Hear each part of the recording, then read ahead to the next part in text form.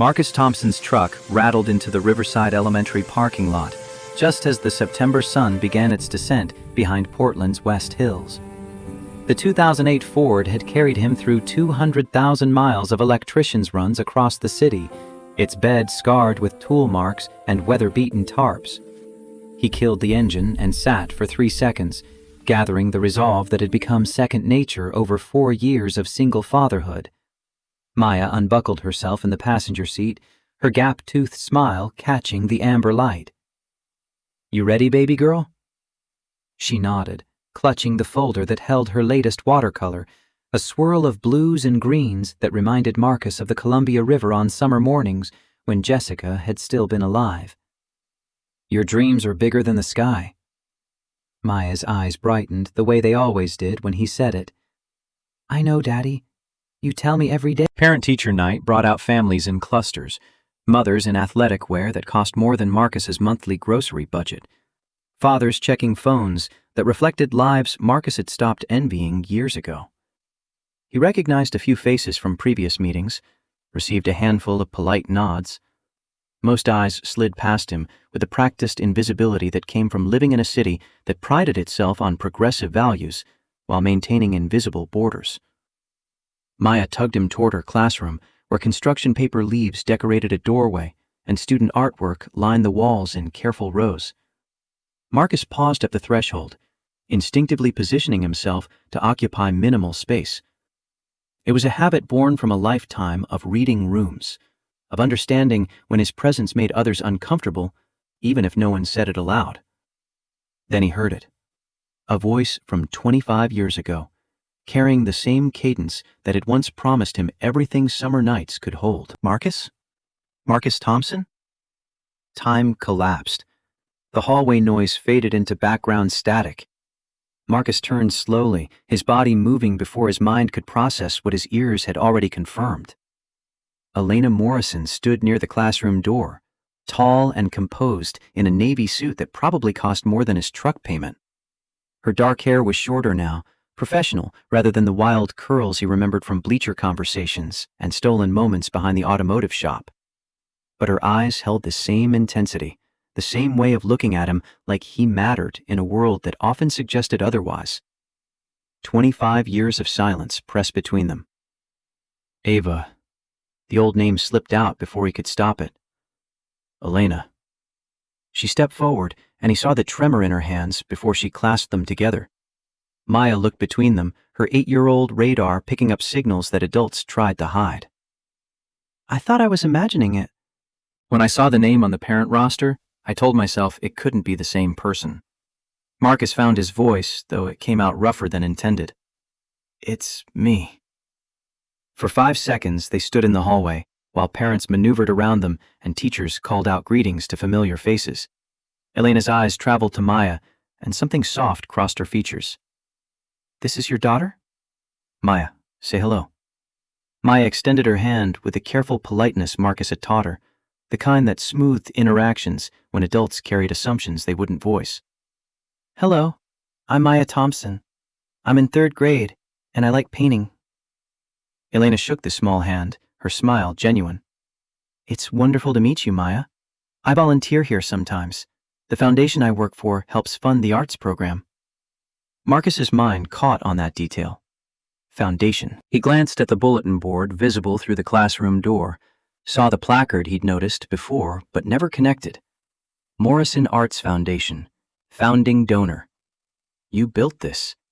Elena followed his gaze. "I tried to build something that mattered." The weight of that sentence hung between them, carrying echoes of conversations from a different life. Summer of 2000. Marcus, 20 years old, with an electrician's apprenticeship barely started. Elena, 19, with acceptance letters to schools neither of them could afford. They talked about leaving their small town together, about creating futures that didn't require choosing between dreams and survival. Then she'd vanished. No goodbye, no explanation. Just gone. Maya shifted beside him, bringing Marcus back to the present. Other parents were filing into the classroom, taking seats at desks built for children. The teacher, Miss Patterson, waved them inside. Elena touched his arm, the gesture brief but deliberate. "Can we talk after the meeting?" Marcus hesitated. Every instinct told him to decline, to maintain the careful boundaries that had kept him functional through Jessica's death and the brutal mathematics of single parenthood. But Maya was watching, and something in Elena's expression suggested this wasn't casual curiosity. "Yeah, okay." Inside the classroom, Marcus guided Maya to her desk and took his position along the back wall. He'd learned this strategy early. Stay peripheral, occupy minimal space, make it easy for others to forget he was there. It worked most nights.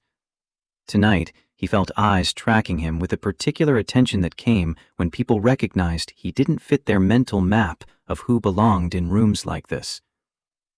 Elena found a seat near the windows, her posture straight in a way that suggested years of boardroom practice.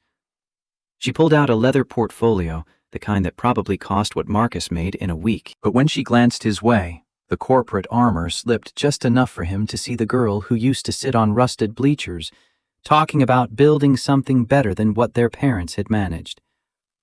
Ms. Patterson began her presentation about curriculum goals and upcoming assessments. Marcus tried to focus, but his attention kept drifting to Elena, to the impossible fact of her presence in this room. Questions piled up in his mind, each one leading to darker territory. Why had she left?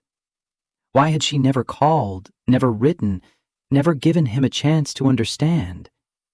Why did it still hurt after 25 years of deliberately not thinking about it? Halfway through the presentation, Marcus felt someone's attention settle on him with weight and purpose. Not Elena this time.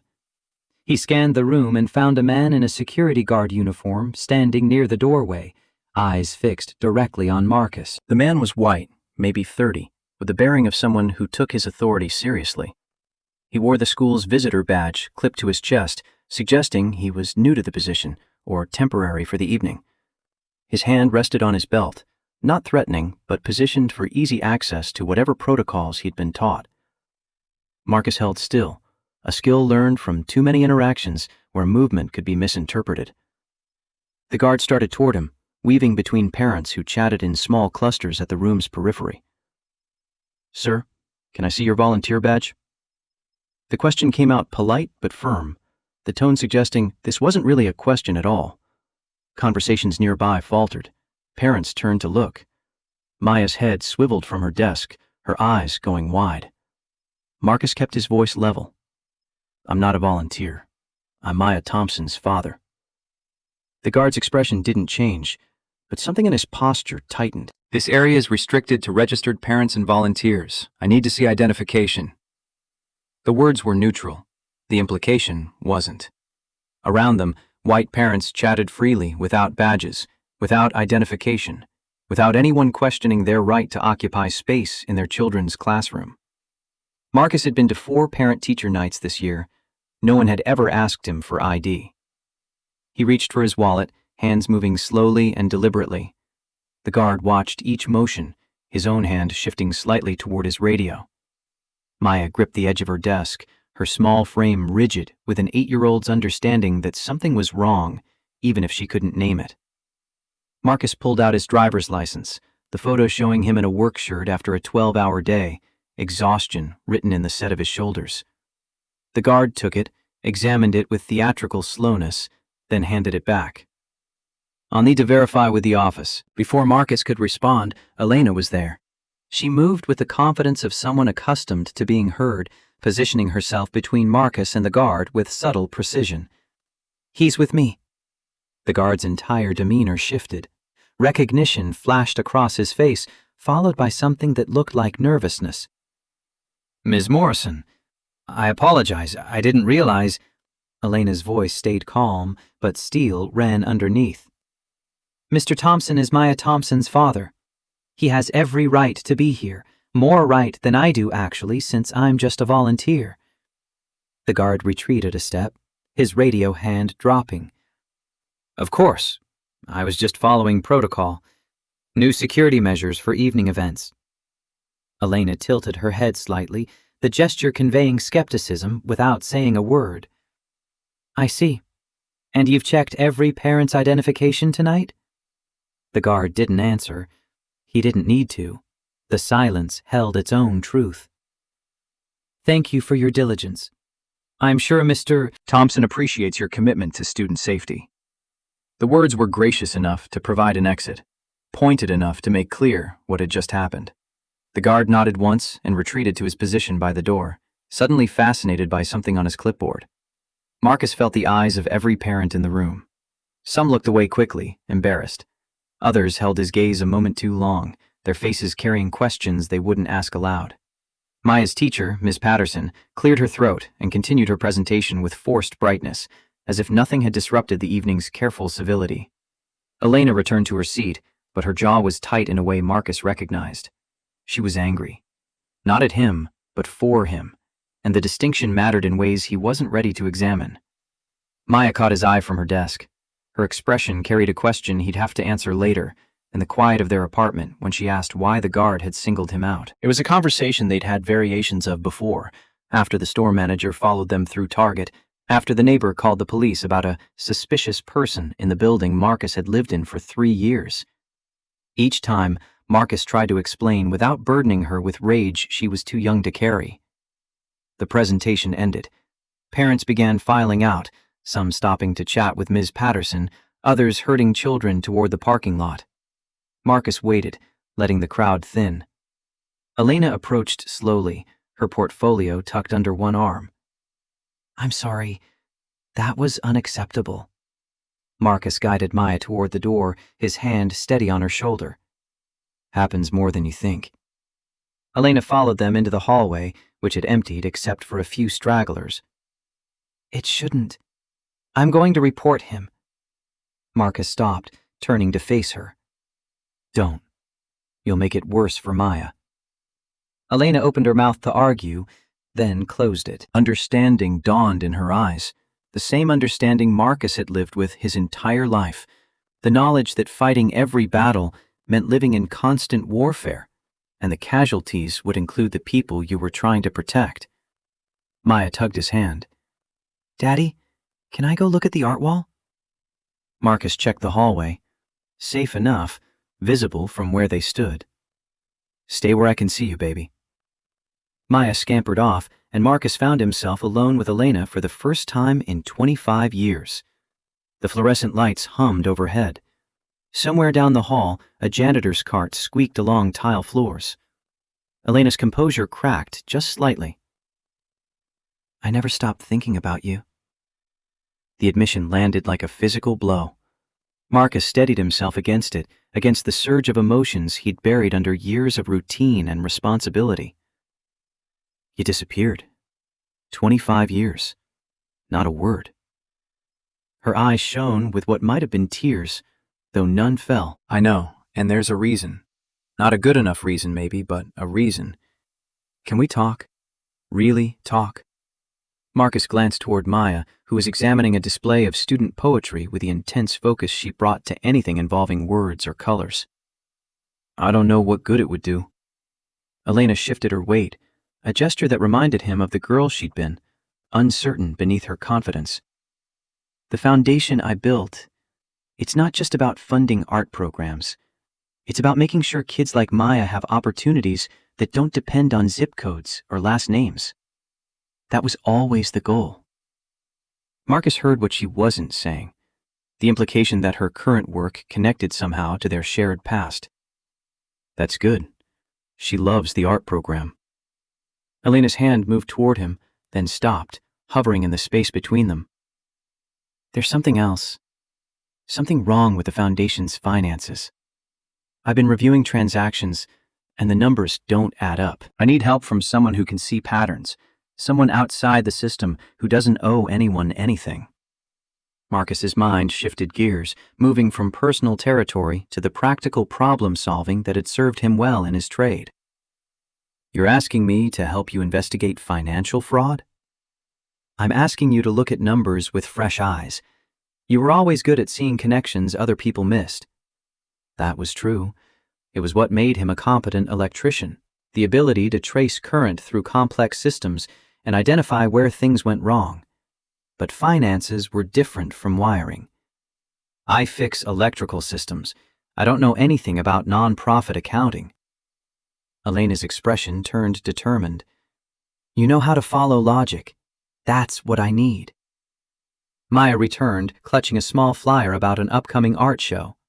Marcus took it, noting the Morrison Foundation logo at the bottom.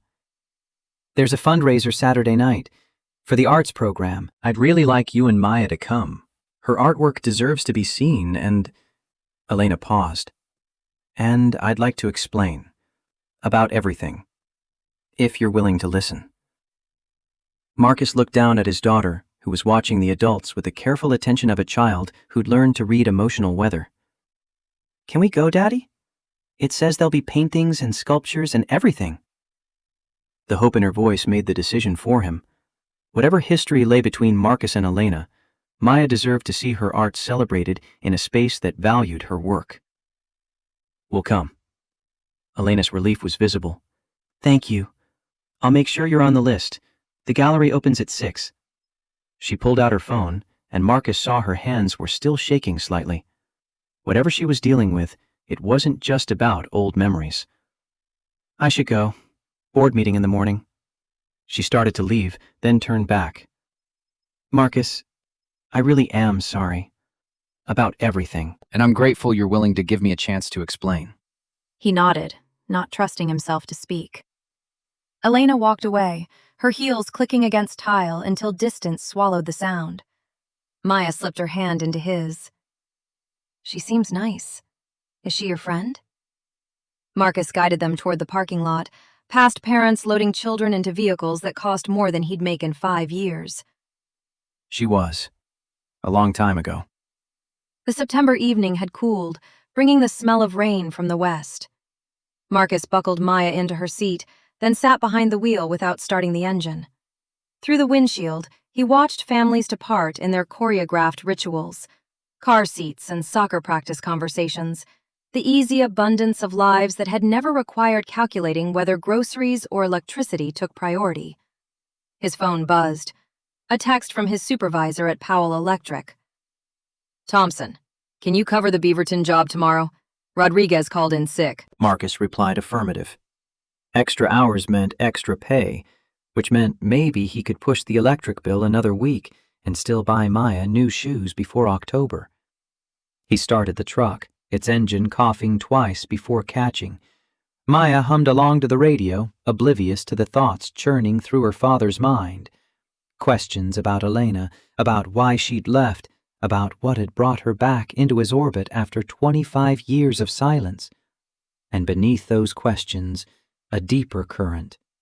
What financial irregularities had she discovered that made her willing to reach out to someone she'd abandoned a quarter-century ago?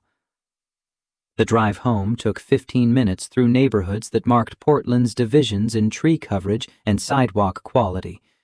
Marcus's apartment building sat in a section of East Portland where the streetlights worked sporadically and the promised urban renewal never quite arrived. He carried Maya upstairs, her weight slight against his shoulder as sleep began claiming her.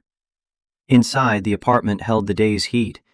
Marcus flipped the window AC unit to high, knowing it would add to next month's electric bill, but unable to let Maya sleep in the stifling warmth. He tucked her into bed, a mattress on a frame he'd rebuilt himself when the original collapsed, and kissed her forehead. "Sweet dreams, baby girl." "Bigger than the sky, Daddy." She was already half asleep, the words automatic, but no less true for their repetition. Marcus retreated to the kitchen, where bills waited in a neat stack on the counter. Electric, water, phone. The mathematics of survival, calculated and recalculated until he knew exactly how many hours he needed to work to keep the numbers from going red. He poured water from the Brita filter and sat at the small table Jessica had picked out from a garage sale 6 years ago. Her absence still shaped the apartment's geography. The empty side of the closet he couldn't bring himself to fill. The coffee mug she'd favored that he'd washed but never used. The way he still reached for 2 plates before remembering. 4 years since the drunk driver had crossed the center line on I-5. 4 years of learning to be both mother and father, of parent-teacher conferences and braiding hair badly until YouTube tutorials taught him better, of explaining to Maya why some kids had two parents and she had only one. His phone lit up again, this time an unknown Portland number. Marcus considered letting it go to voicemail, then answered on the fourth ring. "This is Marcus." Elena's voice came through, quieter than it had been at the school. "I'm sorry to call so late. I got your number from the school directory. I hope that's okay." Marcus glanced at the clock. 9:30, not late by any standard except a single father's. "It's fine. Everything all right?" A pause filled with ambient noise that suggested she was in a car.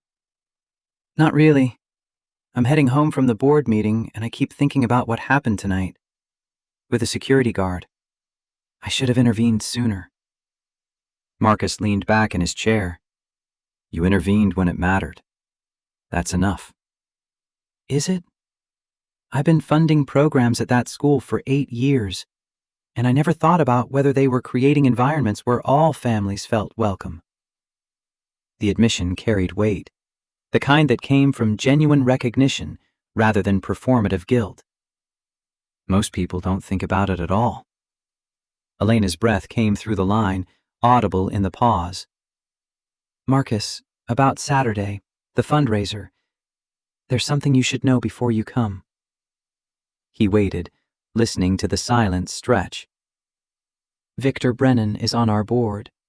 He's difficult, connected." "He's been pushing for changes to the Foundation's mission, and I've been pushing back. Things might be tense." "Why are you telling me this?" "Because I don't want you walking into something blind, and because," she paused again, "because I haven't been entirely truthful about why I want you there." Marcus felt something cold settle in his chest. "Go on." "The financial irregularities I mentioned, they're not small accounting errors. Someone has been moving significant amounts of money through the Foundation, and every trail leads back to board approval. I need fresh eyes on it, someone who can see the patterns without being invested in protecting anyone's reputation." "And you think I can help with that?" "I know you can. You were always better at seeing systems than you gave yourself credit for." Marcus stood, pacing the small kitchen while Elena continued. "I'm not asking you to solve anything Saturday night. Just come. See who's there. Listen. You might notice things I've been too close to see." "Elena, I'm an electrician, not an investigator." "You trace current through complex systems to find faults. How is this different?" Marcus stopped pacing. She had a point, though he wasn't sure that made the request reasonable. "What kind of money are we talking about?" "Enough to matter. Enough that if it's going where I think it's going, kids in programs like the one Maya loves are being cheated." That landed differently. Marcus thought of Maya's face when she talked about art class, the way her whole body lit up when discussing color theory and brush techniques. If someone was stealing from programs designed to help kids like her, "I'll come, but I'm not promising anything beyond showing up." Elena's relief carried across the line. "That's all I'm asking. And Marcus, thank you for giving me this chance." After they disconnected, Marcus sat in the quiet apartment and thought about patterns. About the way certain systems functioned to benefit some while bleeding others dry. About how foundations built on good intentions could be corrupted from within. About a woman he'd loved 25 years ago who'd vanished without explanation and now reappeared asking for help that might pull him into something far more complicated than he'd bargained for. Sleep came hard that night. When it finally arrived, it brought dreams of bleacher conversations and promises that it dissolved in the space between summer and fall, between hoping for better and learning to survive what was. The next 3 days passed in the rhythm that had become Marcus's life. Wake at 5:30, breakfast with Maya, drive her to school, then on to whatever job Powell Electric had assigned. Wednesday brought the Beaverton office park, where he spent 8 hours rewiring a conference room while lawyers talked through walls about billable hours and client retention. Thursday, a residential service call in Lake Oswego, where the homeowner watched him work with the particular suspicion wealthy people reserved for tradesmen in their homes. Friday afternoon, Marcus's supervisor called with news that made his stomach drop. Thompson, we got a situation. Client at the Hawthorne project requested a different tech. Marcus pulled his truck to the curb, phone pressed to his ear. They say why? His supervisor, Tom Chen, who'd hired Marcus fresh out of his apprenticeship 12 years ago, sighed. They didn't.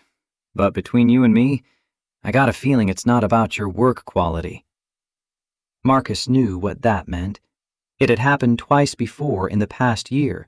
Clients who saw his name on the schedule, maybe looked him up online, decided they'd prefer someone else.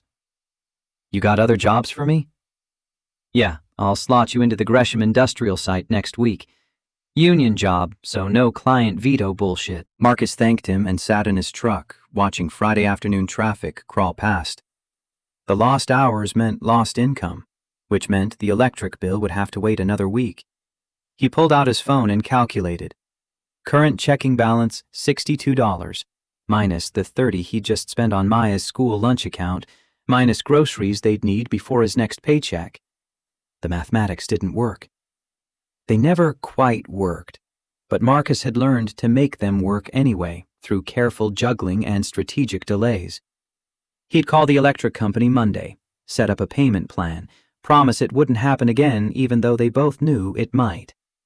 His phone buzzed with a text from Maya's after-school program.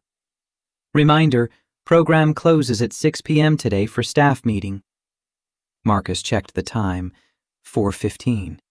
He was in Beaverton, minimum 30 minutes from Maya's school in good traffic.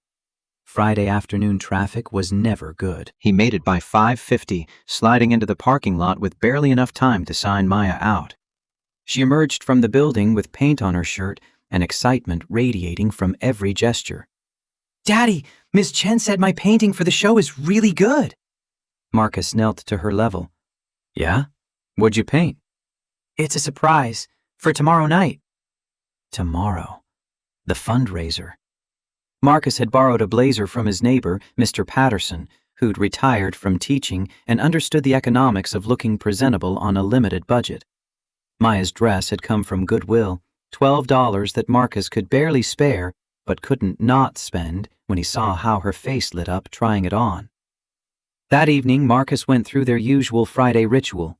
Pizza from Little Caesars, the $5 kind that stretched across 2 meals, then a movie from the library's free DVD collection. Maya fell asleep halfway through, curled against his side on their second-hand couch. Marcus carried her to bed and stood in her doorway watching her sleep. This small person who trusted him absolutely to keep her safe and fed and loved. The weight of that trust never got lighter, only more precious. Saturday arrived with rare September sunshine. Marcus spent the morning cleaning the apartment and catching up on laundry at the building's basement machines. Maya helped fold clothes, her small hands working to match socks while she chattered about art techniques and color wheels. At 5 o'clock, Marcus pulled out the borrowed blazer. It fit well enough across the shoulders, but hung slightly loose in the waist. Mr. Patterson had been a bigger man before retirement, and illness had whittled him down. Maya emerged from the bathroom in her thrift store dress, spinning to make the skirt flare. Do I look fancy, Daddy? Marcus felt his throat tighten. You look beautiful, baby girl. They drove downtown as evening light turned Portland's buildings gold. The gallery occupied a renovated warehouse in the Pearl District, all exposed brick and industrial windows. Cars filled the nearby streets, Tesla, BMW, Mercedes, the vehicles of people for whom parking tickets were inconveniences rather than catastrophes. Marcus found a spot 3 blocks away and walked with Maya, her hand in his, her other hand carefully holding a small purse Jessica's mother had given her last Christmas. At the gallery entrance, a woman with a clipboard smiled professionally. Name? Marcus Thompson. And Maya Thompson. She scanned her list, found their names, and checked them off with a gesture that suggested Elena had indeed made good on her promise. Inside, the space hummed with conversation and carefully curated abundance. Wine stations dotted the perimeter. Waiters circulated with trays of food Marcus couldn't name. Art covered the walls, student work interspersed with pieces from local artists. each tagged with small placards describing the Morrison Foundation's mission. Maya gasped, her eyes going wide. Daddy, look! She pulled him toward the far wall, where a section had been designated for Riverside Elementary's third-grade class. There, among 15 other paintings, hung Maya's watercolor. The placard beneath read, "Columbia Morning," by Maya Thompson. Marcus felt something crack open in his chest, some combination of pride and grief and fierce determination that his daughter would have every chance to grow into the artist she wanted to be. "That's yours, baby. That's your painting in a real gallery." Maya stared at it, her expression cycling through disbelief and joy and something that looked like the beginning of understanding that her dreams might actually be bigger than the sky. Elena appeared beside them, materializing from the crowd with the ease of someone accustomed to navigating social spaces. "Maya, your painting is stunning. The use of light on water, it's really sophisticated for your age." Maya beamed. "Thank you, Miss Morrison. My daddy took me to the river last summer, and I tried to remember how the sun looked on the water." "You succeeded beautifully." Elena turned to Marcus, and for a moment the crowd and noise fell away. "I'm glad you came." Wouldn't have missed it. A man approached, tall and silver-haired, wearing a suit that probably cost more than Marcus made in a month. His smile was practiced, the kind that conveyed warmth without feeling. "Elena, you must introduce me to your guests." Elena's posture shifted subtly, a tightening that Marcus recognized as wariness. "Victor Brennan, this is Marcus Thompson and his daughter Maya. Marcus, Victor serves on our board." Victor extended his hand and Marcus shook it. The grip was firm to the point of aggression, a small power play that Marcus had learned to expect from certain men. "Glad to see community representation at our events. Programs like ours only work when everyone feels invested." The words were gracious, the tone suggested something else, a subtle emphasis on community representation that carried implications about who belonged and who was being allowed entry as a gesture of inclusion. Marcus kept his expression neutral. "Maya's excited to see her art displayed." "As she should be. Talent deserves recognition, regardless of background." Regardless of background. The phrase hung in the air, polite and poisonous. Maya tugged Marcus's sleeve. "Can I go look at the other paintings?" Marcus nodded, watching her move through the crowd with careful steps. Other parents clustered in groups, their children mingling with the easy confidence of kids who'd grown up in spaces like this. Victor turned his attention to Elena. "We should discuss the restructuring proposal. Several board members have concerns about the current allocation model." Elena's jaw tightened. "Tonight is about celebrating the students, Victor. We can discuss business Monday." "Of course. Though I did want to mention, there's some sentiment among the board that we might benefit from a fresh perspective in leadership. Nothing formal yet, just conversations." Marcus watched Elena's face remain composed, but he knew her well enough, or had known her well enough once, to see the impact of those words. "I appreciate the feedback. As always, I serve at the board's pleasure." Victor smiled, the expression not reaching his eyes. "Exactly so. Well, enjoy the evening. Nice meeting you, Thompson." He moved away, disappearing into the crowd with practiced ease. Elena exhaled slowly. That was a warning shot. Marcus glanced around the gallery, noting the clusters of conversation, the casual networking that happened at events like these. "What's he warning you about?" "He wants me out. He's been building support on the board for months, positioning himself as the voice of fiscal responsibility and sustainable growth. And you're the obstacle. I'm the person asking where the money actually goes." Marcus followed her gaze to where Victor stood, talking with a woman in an expensive dress, their body language suggesting comfortable alliance. "The person you mentioned on the phone, the one who approves the questionable transactions. Is that her?" Elena nodded slightly.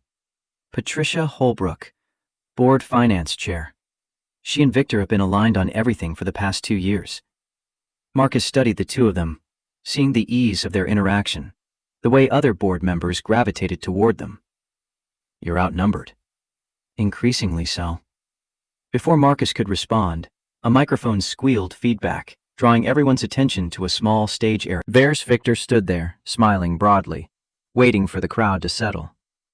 Thank you all for coming tonight to celebrate the incredible work of our young artists and the programs that support them. The Morrison Foundation has been proud to serve Portland schools for 8 years, investing in futures that might otherwise go unrealized. Applause rippled through the space. Marcus noticed Maya had returned to his side, her eyes fixed on the stage. Victor continued, his voice carrying practiced warmth. Tonight, I want to recognize Elena Morrison, whose vision built this foundation and whose dedication has touched countless lives. Elena, would you join me? Elena's smile didn't falter, but Marcus felt her tension as she moved toward the stage. Victor handed her the microphone. Thank you, Victor, and thank you all for being here. When I started this foundation, it was because I believed that every child deserves access to the tools that help them discover who they are. Art, music, theater, these aren't luxuries. They're essential nutrients for growing minds and hearts. More applause. Elena's eyes found Marcus in the crowd, held for a heartbeat, then moved on. I'm grateful to our board, our donors, and most especially to the teachers and students who make this work meaningful. Tonight is about celebrating what's possible when we invest in potential rather than privilege. She handed the microphone back to Victor, who accepted it with a smile that managed to be both gracious and dismissive. Before Elena leaves the stage, I have one more announcement.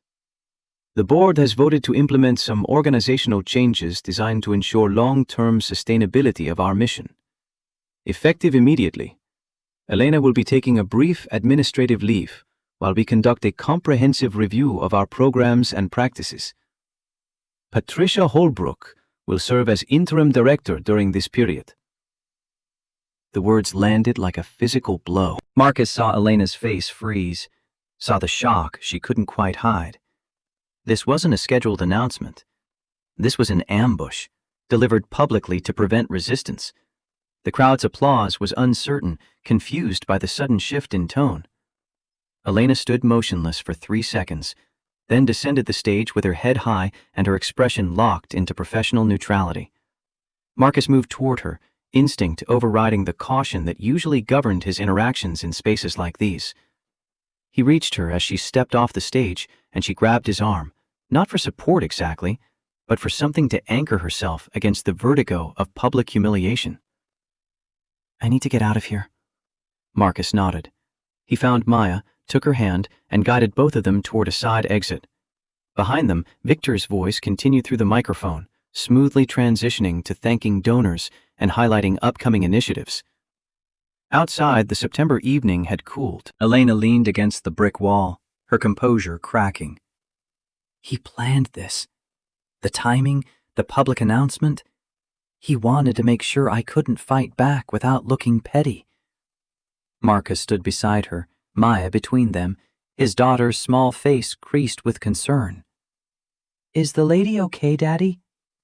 She will be, baby. Just needs a minute. Elena wiped her eyes, careful not to smudge makeup. I'm sorry, Maya. This wasn't how the evening was supposed to go. Maya, with the directness of 8-year-olds, asked the question Marcus was thinking. Why did that man say mean things about you? Elena managed a small smile. He didn't say mean things exactly. He just said things that weren't entirely true. And he said them in a way that makes it hard for me to argue. That's still mean. Elena laughed, the sound carrying genuine warmth despite the circumstances. You're absolutely right. Marcus watched the street, where gallery attendees were beginning to filter out, heading toward expensive cars and the next stop on their evening itineraries. What are you going to do? Elena straightened, some steel returning to her posture. I'm going to find out exactly what Victor and Patricia have been hiding. And then, I'm going to expose it. She pulled out her phone, typed something, then looked at Marcus. I know this is asking a lot, but can you come by my apartment tomorrow? I want to show you what I found so far. I need someone who can look at the numbers without preconceptions. Marcus thought about his Sunday: laundry, groceries, the careful budget that governed every hour. What time? Afternoon? 2 o'clock? He nodded, already calculating how he'd rearrange the day. Elena gave him the address, a Pearl District building Marcus had wired 2 years ago, back when he still got calls for the high-end residential projects. Thank you, Marcus, for being here tonight, she paused, for still being willing to help after everything. Maya tugged his hand. Daddy, I'm hungry. Marcus checked his watch. 8:30, past her usual dinner time. We should go. I'll see you tomorrow, Elena. They walked back to the truck in silence, Maya's energy flagging after the excitement of the evening. Marcus buckled her in, then sat behind the wheel without starting the engine. Through the windshield, he could see the gallery's lit windows, the silhouettes of people still mingling inside. A party that had started as celebration and turned into a coup, executed with the smooth efficiency of people accustomed to wielding power. He thought about Victor Brennan's smile, about the way he delivered his announcement like a gift rather than a weapon, about Patricia Holbrook standing beside him, complicit in whatever scheme they were running. And he thought about Elena, blindsided and humiliated, but already planning her response. Marcus started the truck, its engine catching on the second try. Beside him, Maya was already half asleep, her fancy dress rumpled and her face peaceful. Daddy? Yeah, baby? Is Miss Elena going to be okay? Marcus pulled into traffic, heading east toward their neighborhood. I don't know yet, but we're going to try to help her. That's good. I like her. Yeah, me too. The drive home took 20 minutes through streets that marked Portland's geography in property values and tree coverage. Marcus carried Maya upstairs and tucked her into bed, still wearing her dress, too tired to change into pajamas. In the kitchen, his phone buzzed with a text from an unknown number. This is Sarah Bennett. Elena Morrison gave me your number. I used to work at the foundation. We need to talk. Soon. Marcus stared at the message, recognizing the moment when casual involvement became something deeper, more dangerous. He could ignore it, could text Elena tomorrow with some excuse about not being able to help after all, could retreat to the safety of his bounded life. But he thought about Maya's painting on the gallery wall, about programs that gave kids like her chances to become something more than circumstances predicted. He thought about Victor Brennan's smile and the practiced way he'd destroyed someone's career in front of a crowd. And he thought about Elena, 25 years ago, talking about building something that mattered. Marcus typed a response to Sarah Bennett. When and where? The reply came within seconds. Monday, coffee shop in Gresham. I'll text you the address. Come alone. They might be watching. Marcus set down his phone and looked around his small kitchen, at the bills on the counter and the photos on the refrigerator, and the life he'd built from fragments and fierce determination. Whatever he was stepping into, it was bigger than fixing electrical faults or navigating the daily mathematics of survival. It was the kind of thing that could cost him the fragile stability he'd fought so hard to maintain. But it was also the kind of thing that might matter beyond his own small corner of the world. His phone buzzed again, this time Elena. Thank you for being there tonight. I know I don't deserve your help, but those kids do. Marcus looked toward Maya's room, where his daughter slept with dreams of watercolors and gallery walls. He typed back, Tomorrow at 2. I'll be there. Then he turned off the lights and sat in the dark kitchen, listening to the building settle around him, feeling the weight of decisions that couldn't be undone and consequences he couldn't yet calculate. Outside, Portland's September night deepened. Somewhere across the city, Victor Brennan was probably celebrating his successful coup. Patricia Holbrook was likely reviewing numbers that didn't add up, preparing justifications for money that had flowed to places it shouldn't have gone. And Sarah Bennett, whoever she was, had information dangerous enough that she worried about being watched. Marcus sat in the darkness and thought about patterns, about current flowing through systems designed to benefit some while bleeding others dry, about foundations built on good intentions and corrupted from within, about a woman he'd loved once, who'd vanished and reappeared asking for help that might cost him everything. His last thought before exhaustion pulled him toward sleep was simple and undeniable. He was already in too deep to turn back now. Sunday morning arrived with rain tapping against Marcus's apartment windows, the kind of steady September drizzle that turned Portland's streets silver. He woke at 6 out of habit, though Maya wouldn't stir for another hour. The coffee maker sputtered to life while he reviewed the text Sarah Bennett had sent at midnight. Oasis Coffee, 122nd and Division, 10 a.m. Monday.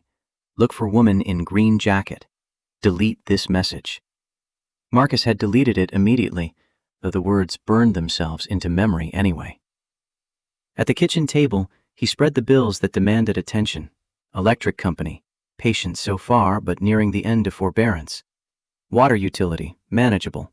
Phone, essential and therefore prioritized. The mathematics worked if he picked up the Gresham Industrial job Tuesday, and if no unexpected expenses materialized. Maya's shoes would last another month if he was lucky. His truck needed an oil change he'd been postponing for 6 weeks. He pulled out a notebook and began sketching what he remembered from the foundation's financial displays at the gallery. Numbers had been visible on some of the donor recognition boards. $340,000 in grants awarded, $180,000 in administrative costs, various line items that meant nothing to him yet. But the pattern Elena had described nagged at him. Transactions just under approval thresholds, vendors with no digital footprint, board members who rubber-stamped without questioning. It was like finding a circuit that drew power without producing light. The current went somewhere. You just had to trace it back to the source. Maya emerged from her room at 7:15, her hair a chaos that required immediate attention. Marcus had gotten better at braiding over the past 4 years, though his fingers still fumbled with the elastic bands. "Daddy, are we seeing Miss Elena today?" He secured the second braid, checking it for symmetry. "This afternoon. She wants to show me some work things." "Is she still sad about what that man said?" Marcus turned Maya to face him, crouching to her eye level. "Probably. But she's going to do something about it. That's what matters, not staying sad, but deciding what to do next." Maya processed this with the seriousness she brought to questions about fairness and justice. "Are you helping her do something?" "I'm going to try." They spent the morning in their Sunday routine, pancakes from the mix that cost $3 and fed them for days, then laundry in the basement where the machines ate quarters and the fluorescent lights hummed with electrical faults Marcus had offered to fix, but the landlord had declined. Other tenants came and went, their interactions brief and guarded in the way of people who understood that poverty required protecting your resources and your privacy in equal measure. By 1:30, Marcus had Maya settled at their neighbor's apartment. Mrs. Chen, 78, and sharp as the scissors she used for her sewing business, waved away his offer of payment. "She helps me sort buttons. We're even." The Pearl District looked different in daylight rain. The warehouse conversions and high-rise condos gleamed wet, their ground floors occupied by coffee shops that charged $6 for drinks Marcus could make at home for 30 cents. He found parking 2 blocks from Elena's building and walked through drizzle that soaked through his jacket before he'd covered half the distance. The lobby required a code. Marcus texted Elena, and 30 seconds later the door buzzed open. Inside, industrial chic met upscale comfort. Exposed ductwork overhead, polished concrete floors, furniture that looked uncomfortable but probably cost thousands. An elevator carried him to the 8th floor, where Elena waited in her doorway. She looked smaller than she had at the gallery, wearing jeans and a sweater instead of the corporate armor. Her hair was pulled back carelessly, and the skin around her eyes suggested she'd slept poorly, if at all. "Come in. Thank you for coming." The apartment matched the building's aesthetic. Open floor plan, floor-to-ceiling windows overlooking the Willamette River, kitchen with appliances Marcus recognized from the high-end residential jobs he used to get. A laptop sat open on the dining table, surrounded by papers and file folders. that suggested hours of obsessive work. Marcus remained standing, his wet jacket dripping on the entryway mat. "You want coffee? I made a fresh pot." "Sure." Elena moved to the kitchen while Marcus examined the papers on the table. Spreadsheets, bank statements, emails printed on Foundation letterhead. He recognized Victor Brennan's signature on several documents, Patricia Holbrook's on others. Elena returned with 2 mugs, setting them on coasters before gesturing to the table. "I've been going through everything I can access. The board locked me out of the main accounts yesterday, but I had copies of most financial records on my personal drive." Marcus sat, pulling the nearest spreadsheet toward him. Column after column of transactions, dates, amounts, vendor names. "Walk me through what you see." Elena leaned over his shoulder, her finger tracing a highlighted row. "January 2020, Genesis Consulting, $47,000. Approved by Victor, countersigned by Patricia. The note says, Program Evaluation Services." Marcus scanned down the page. "June 2020, same vendor, $52,000. December, $41,000. They're all just under $50,000. That's the threshold that requires full board approval instead of just committee sign-off." Marcus continued reading, his electrician's mind automatically cataloging the pattern. "Who changed the threshold?" Elena pulled out another document, this one from the Foundation's bylaws. "Board Policy Committee, chaired by Victor. The change went through in November 2019, presented as streamlining governance for operational efficiency." And nobody questioned it. Why would they? Victor has been on the board since the Foundation started. Impeccable reputation, major donor, connections to every power structure in Portland. Marcus set down the spreadsheet and looked at Elena directly. "But you questioned it." She pulled out her phone, scrolling through screenshots. "I started noticing last year when we were planning the budget. Administrative costs were climbing faster than program expenses.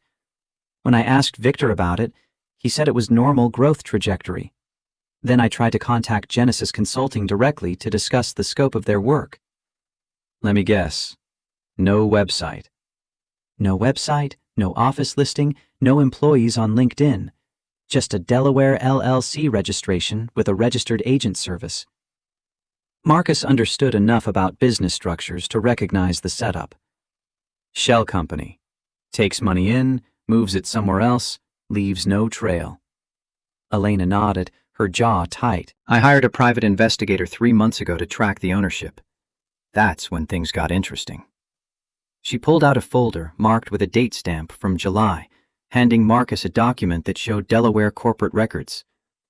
Genesis Consulting, LLC, owned by VB Trust, Delaware. The trust was established in 2018, and the beneficial owner is Victor Brennan. Exactly. He's been approving payments to a company he owns, using foundation money meant for kids' programs. Marcus leaned back, processing the implications. This wasn't just financial mismanagement. This was systematic fraud, carefully constructed to stay just below the visibility threshold. "How much total?" Elena's hands trembled slightly as she pulled out a summary sheet. "Over 6 years, approximately $340,000, plus another $89,000 from a charity dinner in 2021 that was billed twice through different vendors, with the second payment going to Genesis Consulting." "Yes." Marcus stood, walking to the windows that overlooked the river.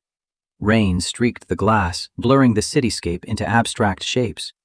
Below, people moved through Sunday afternoon routines, unaware that above them, a man and woman were documenting theft from children's programs.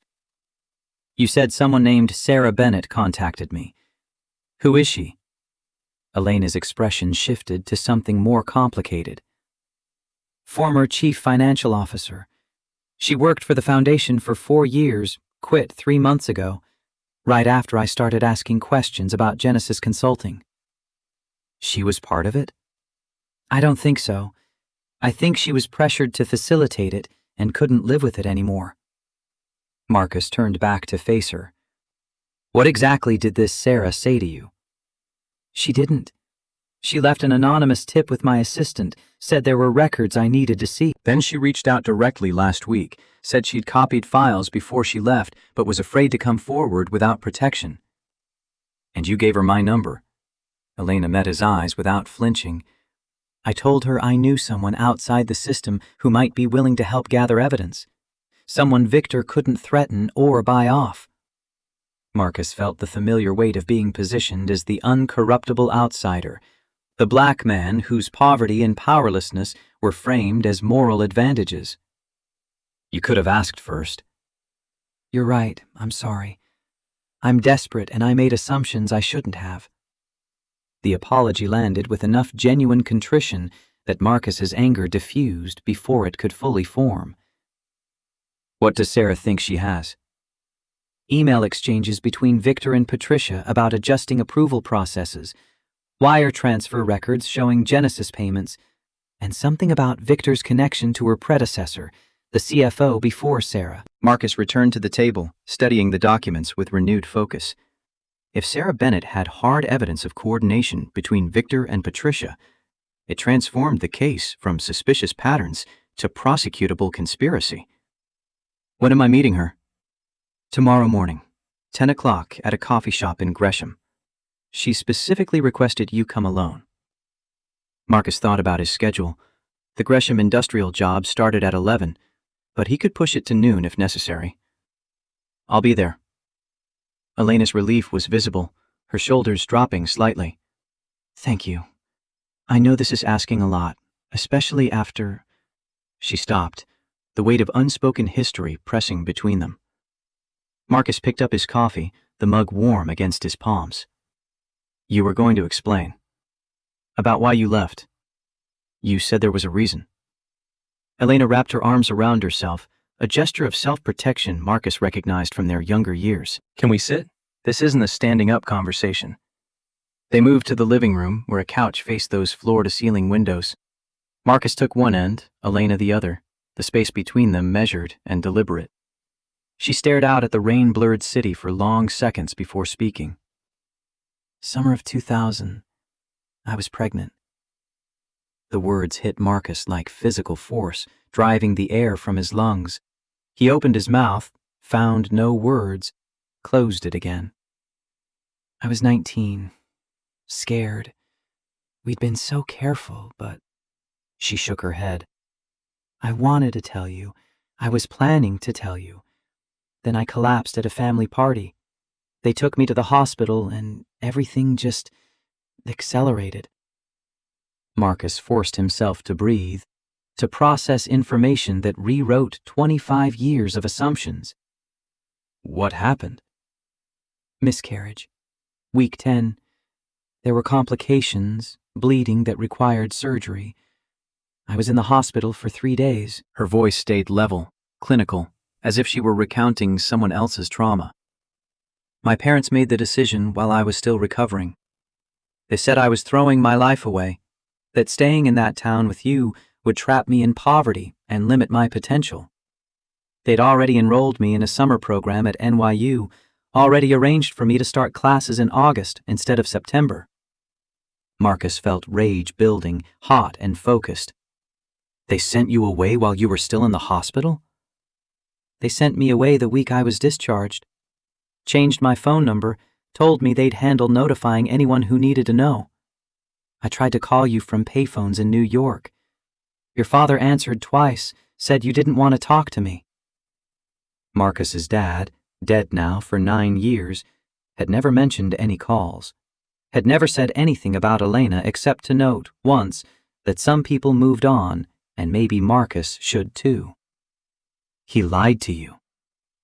I know that now. At the time, I thought you'd found out somehow and hated me for it. For getting pregnant, for leaving, for everything. Marcus stood abruptly, unable to remain still under the weight of this revelation. He paced to the windows, stared out at rain falling on a city that had nothing to do with the small Oregon town where all this had unfolded. We lost a child. I didn't even know it existed. Elena's voice came from behind him, thick with tears she was fighting to control. "I'm sorry. I've been sorry for 25 years. I thought about finding you 1,000 times. But what would I say? Hi, remember me? I disappeared because my parents forced me to. Oh, and by the way, you almost had a kid?" It felt impossible. Marcus turned to face her. "So you built a foundation instead. For the child we lost. For the child we lost. For kids who deserve chances that don't depend on their parents' bank accounts or zip code." I wanted to create something that honored what we might have had. The logic made terrible, beautiful sense. Elena had transformed grief and guilt into systemic change, had spent years trying to protect other people's children because she couldn't protect the one that had been taken from both of them. Marcus returned to the couch, sitting closer this time. "The foundation. That's why Victor's theft hits you so hard. He's stealing from the exact programs I built to make meaning out of that loss. Every dollar he takes is a dollar that doesn't go to a kid who needs it." They sat in silence while rain continued its steady rhythm against the windows. Marcus processed information that reconfigured his entire adult life, that explained absences and choices he'd spent decades trying to understand. "Did your parents know about Victor?" Elena's expression hardened. "My father did business with Victor in the 90s. There was some kind of deal that went south, something my father wanted to report to regulators. Victor had evidence of an affair my father had been having. He threatened to expose it, destroy my parents' marriage and my father's reputation. So my father stayed silent." Marcus connected the pieces, seeing the pattern. "When you got pregnant with my child, Victor found out somehow. He called my father, reminded him of the leverage he held, suggested it would be unfortunate if a black electrician's apprentice got a young woman from a good family pregnant and then the family faced scandals they couldn't afford. The coded language of that threat didn't require translation. Marcus had lived his entire life navigating the space between what people said and what they meant. Your parents sent you away to protect themselves. To protect themselves, to protect me, to protect you in their minds. They convinced themselves they were making the right choice for everyone." Marcus thought about his own father, who'd worked in a lumber mill for 30 years and died 6 months after retiring, his body worn down by decades of repetitive strain. A man who'd answered the phone when a teenage girl called from New York and lied, saying his son didn't want to talk. "My dad told me once to let you go. Said some people leave and that's their choice, and chasing after them just makes you look desperate. I thought he was being practical. Now I wonder if he was protecting me from something he thought I couldn't handle. Or protecting himself from having to explain why he lied." That possibility settled like lead in Marcus's chest. The conversation had drained something essential from both of them. They sat without speaking while rain drummed overhead and the city stretched out below in gradients of gray. Elena broke the silence first. "I don't expect forgiveness. I don't even know if I deserve understanding, but I needed you to know the truth before we go any further with this investigation." Marcus considered the evidence spread across her dining table, the meeting scheduled for tomorrow morning, the risks of confronting powerful people who demonstrated willingness to use any leverage available. "Victor knows about your history with your father. Does he know about me?" "I don't think so. Our connection was so long ago, and I've been careful never to mention your name in Foundation contexts." "He'll find out once he realizes I'm helping you." "Probably. Which is why I'll understand if you want to walk away now." Marcus thought about Maya, about the painting in the gallery, about programs that gave children like her opportunities to discover themselves through art and music and theater. He thought about $340,000 stolen from those programs, funneled into Victor Brennan's accounts, while he smiled and talked about community investment. "I'm not walking away. But we do this smart, careful. No moves that expose you or Maya to retaliation." Relief washed across Elena's face. "Agreed. Tomorrow you meet Sarah, see what evidence she has. Then we assess whether it's enough to take to authorities or if we need more." Marcus checked the time. 3:40, which meant Maya would be getting restless at Mrs. Chen's apartment.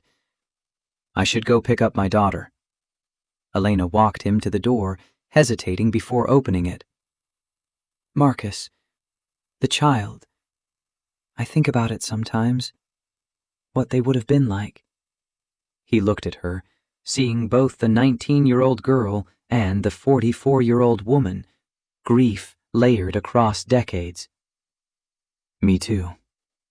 Now that I know. She nodded, understanding that some losses couldn't be recovered, only acknowledged and carried forward. The elevator ride down felt longer than the ascent. Marcus emerged into the Pearl District's rainy afternoon, walking back to his truck through streets that separated Portland into those who belonged and those who were tolerated as necessary labor. His jacket was soaked by the time he reached the ford, rain running down his collar in cold streams. He sat behind the wheel without starting the engine, staring at nothing while his mind rearranged itself around new information. A child. Lost. 25 years of not knowing, of building a life on the assumption that Elena had simply chosen a better future without him. His phone buzzed. A text from Maya via Mrs. Chen's phone. Daddy, when are you coming? We made cookies. Marcus started the truck, letting the engine warm while he typed a response. On my way, baby girl. The drive across the city took 30 minutes through Sunday traffic that crawled and stalled. Marcus's mind worked through scenarios, calculating risks and potential consequences. If he helped Elena expose Victor's fraud, it would make enemies of people with resources and connections Marcus couldn't match. If Victor discovered Marcus's relationship to Elena, he might deploy the same tactics that had worked on her father: find leverage, apply pressure, force compliance, or retreat. But if Marcus walked away, Maya would continue attending a school funded partially by stolen money, would benefit from programs sustained through fraud. That felt worse than the risk. Mrs. Chen's apartment smelled of chocolate chips and vanilla. Maya ran to greet him, flour dusting her shirt. Daddy, look! We made cookies shaped like stars! Marcus thanked Mrs. Chen, accepted the small bag of cookies she insisted he take, and guided Maya down the hall to their own apartment. While she chattered about cookie recipes and the right way to use cookie cutters, Marcus checked his phone. A text from an unknown number. Tomorrow, 10 a.m., green jacket. Come alone. This is bigger than you think. Sarah Bennett, covering her tracks even in digital communication. Marcus deleted the message and started dinner: spaghetti with sauce from a jar, garlic bread from the dollar store, salad from iceberg lettuce because romaine cost too much. Maya set the table, still talking about her afternoon with Mrs. Chen, oblivious to the weight her father carried. After dinner, Marcus helped Maya with homework, math problems about fractions, reading comprehension about seasons changing. His daughter worked with focused intensity, her tongue poking out slightly when she concentrated. She looked like Jessica in those moments, the same expression his wife had worn when balancing their impossibly tight budget or planning Maya's birthday parties on $20 limits. At 8 o'clock, Maya brushed her teeth and climbed into bed. Marcus sat on the edge of her mattress, the ritual they'd maintained since she was old enough to request it. Daddy, is Miss Elena going to be okay? Marcus smoothed her hair, already escaping the braids he'd done that morning. I think so. She's working on fixing the problem. And you're helping her? I'm trying to. Maya studied his face with the particular intensity of children who knew their parents better than adults realized. Are you scared? Marcus chose honesty over false comfort. A little bit. But sometimes you have to do things, even when they're scary. Because they're the right things. Exactly. Maya nodded, satisfied with this logic. I love you bigger than the sky, Daddy. Bigger than the sky, baby girl. She rolled over, pulling her blanket up to her chin. Marcus sat watching her for another minute, memorizing the curve of her cheek and the sound of her breathing evening out into sleep. In the kitchen, he reviewed his plan for tomorrow. Drop Maya at school by 8:15, drive to Gresham for the 10 o'clock meeting, then straight to the industrial site for work. He'd need to leave the coffee shop by 10:45 to make the job on time. 30 minutes to meet Sarah Bennett, evaluate her evidence, and decide on next steps. His phone buzzed again, this time Elena. I forgot to mention, Victor called a board meeting for Wednesday, emergency session to discuss leadership transition and operational continuity. They're going to officially remove me and install Patricia as permanent director. Marcus typed back, Can they do that without you present? Her response came immediately. My suspension gives them authority to act without my input. Bylaws I helped write are being used to force me out. What happens if Sarah's evidence is solid? Can you stop the Wednesday meeting? 3 dots appeared, disappeared, appeared again. Not sure. Even with evidence, board members have legal protections, and Victor has allies who'll defend him no matter what we show them. We'd need something irrefutable. Something public enough that they can't quietly bury it. Marcus considered the implications. They had 3 days to gather evidence, verify its authenticity, and determine how to deploy it for maximum impact. 3 days while Victor consolidated power and prepared to make Elena's removal permanent. He sent a final text. Let me see what Sarah has. We'll figure out next steps after. The rain had stopped by the time Marcus turned off the lights and moved through his bedtime routine. He checked the locks twice, a habit formed in neighborhoods where security meant vigilance. In his bedroom, Jessica's photo watched from the nightstand. His wife at 28, before illness and accident, her smile holding promises of futures they'd never reach. He wondered what she would think of this situation.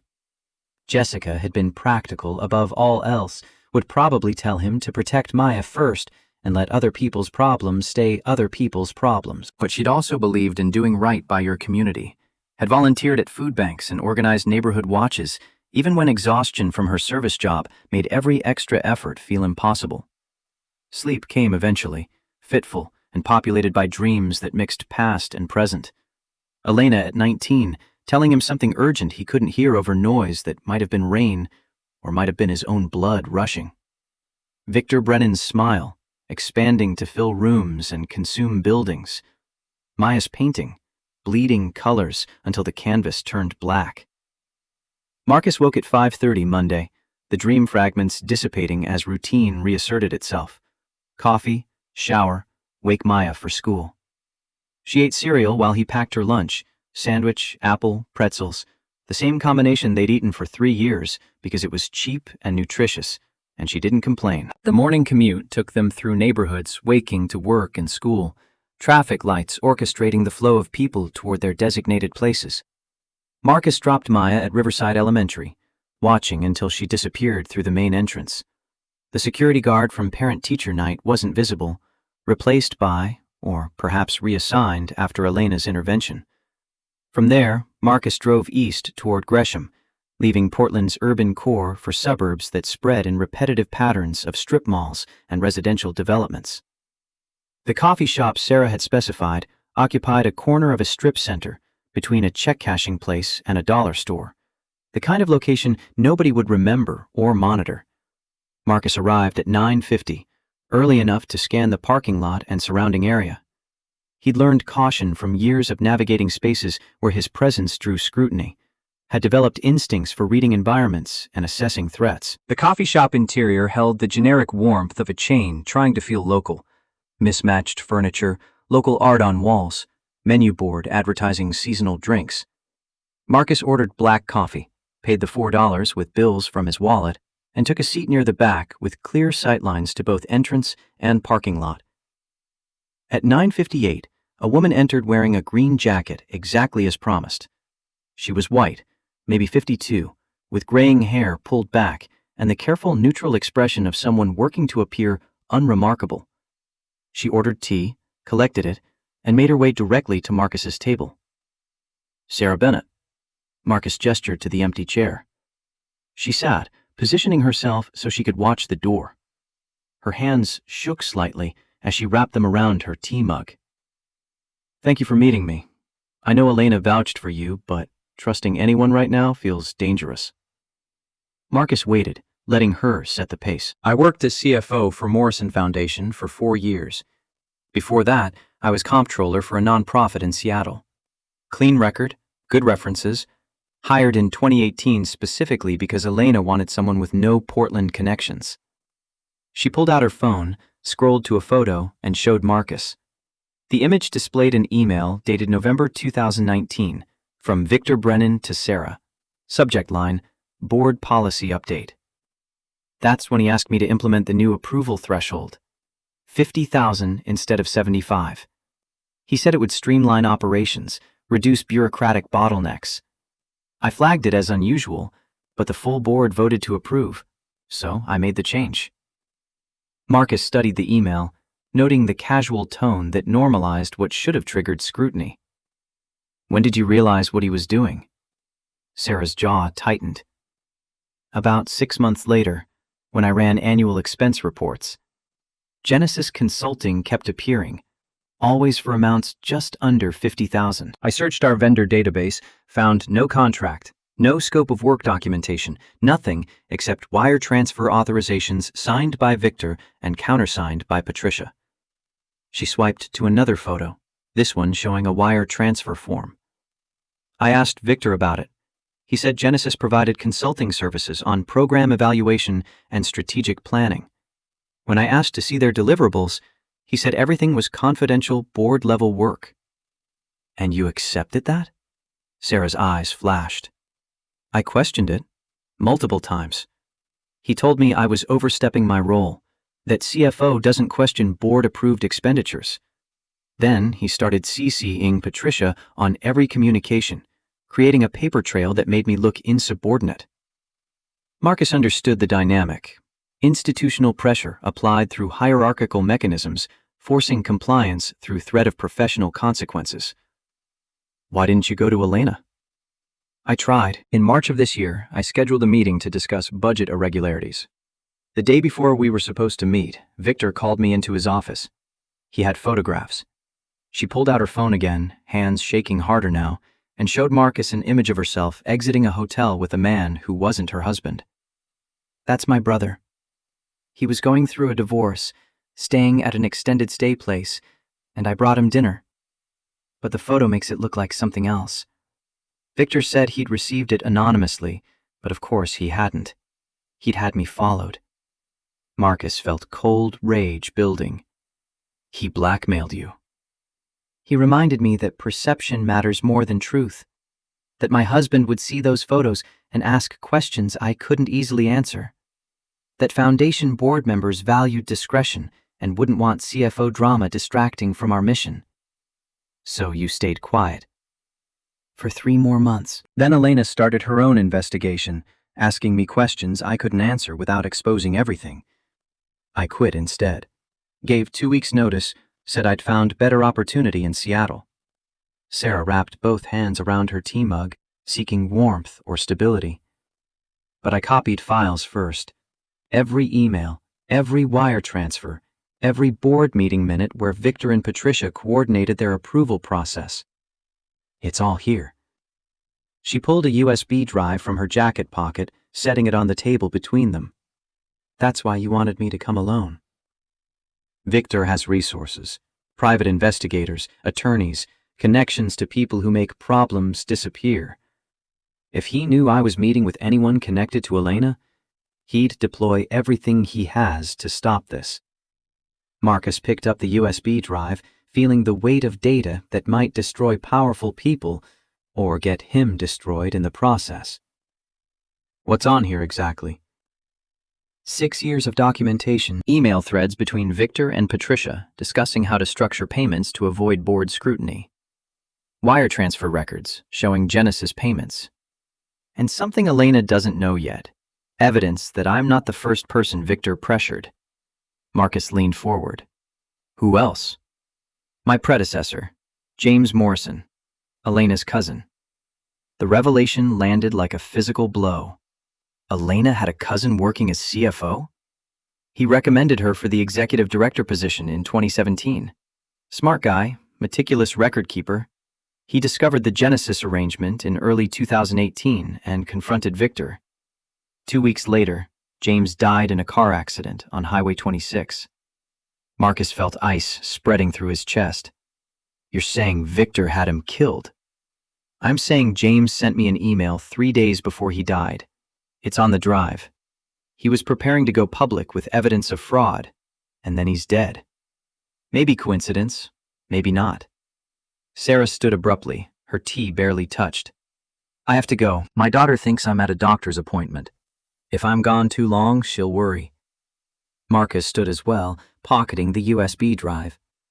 What are you going to do now? Disappear, if I'm smart.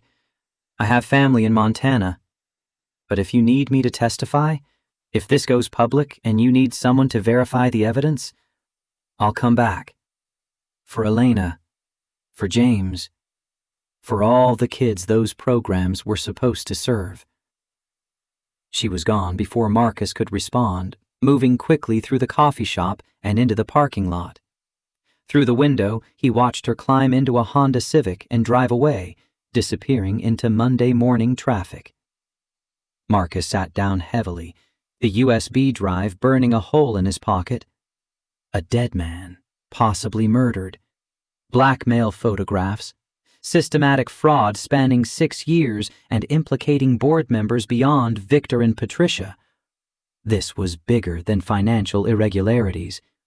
This was criminal conspiracy with body counts. His phone showed 10:35. He needed to be at the Gresham job site by 11, but first he had to secure the evidence. Marcus left the coffee shop and drove to a FedEx store 3 blocks away. Inside, he used a self-service computer to access the USB drive's contents. The folders were meticulously organized. Emails, wire transfers, board minutes, James Morrison file. Marcus copied everything to cloud storage under an anonymous account, then made 3 physical copies of the drive using equipment at the FedEx counter. One went into his truck's hidden compartment beneath the passenger seat. One went into a padded envelope addressed to Elena's apartment with instructions to hold for pickup. The third went into another envelope addressed to himself at Powell Electric, marked personal and confidential. It was 11:15 by the time Marcus reached the Gresham industrial site, a warehouse conversion that needed complete rewiring. His supervisor, Tom Chen, waited near the entrance. Thompson, thought maybe you weren't coming. Sorry, personal emergency this morning. Tom waved it off. No problem. Job straightforward, just tedious. Whole building needs panels replaced and circuits brought up to code. Marcus spent the next 6 hours running wire through walls and ceiling spaces, his body on autopilot while his mind processed what Sarah had told him. If Victor had killed James Morrison or arranged his death, it meant they were dealing with someone willing to deploy lethal force to protect his interests. It meant Marcus had put himself and potentially Maya in danger by accepting that USB drive. At 5:30, Marcus finished for the day, logged his hours, and drove west toward Portland proper. Traffic was dense with Monday commuters, giving him time to think through next steps. He needed to verify the USB contents, confirm that what Sarah provided was legitimate before taking any action that couldn't be reversed. He needed to tell Elena about James Morrison's suspicious death. And he needed to figure out how to protect Maya if this investigation escalated into open warfare. Maya was waiting at after-school care when Marcus arrived at 6:15, her face lighting up the way it always did when she saw him. Daddy, we learned about the water cycle today. She chattered about evaporation and condensation during the drive home, her enthusiasm a brief respite from the weight Marcus carried. He made dinner, chicken and rice, vegetables from the frozen section, while Maya completed homework at the kitchen table. At 7:30, after Maya was in bed, Marcus plugged the USB drive into his laptop and began methodical review of its contents. The emails painted a clear picture of coordination between Victor and Patricia, their messages discussing approval procedures and payment timing with casual criminality. The wire transfer records showed $340,000 flowing to Genesis Consulting over 6 years, each transaction carefully documented with falsified justification. Then Marcus opened the James Morrison folder. The first file was an email dated March 12, 2018. From James to Sarah. I found something I can't ignore. Victor Brennan has been diverting foundation funds through a shell company he controls.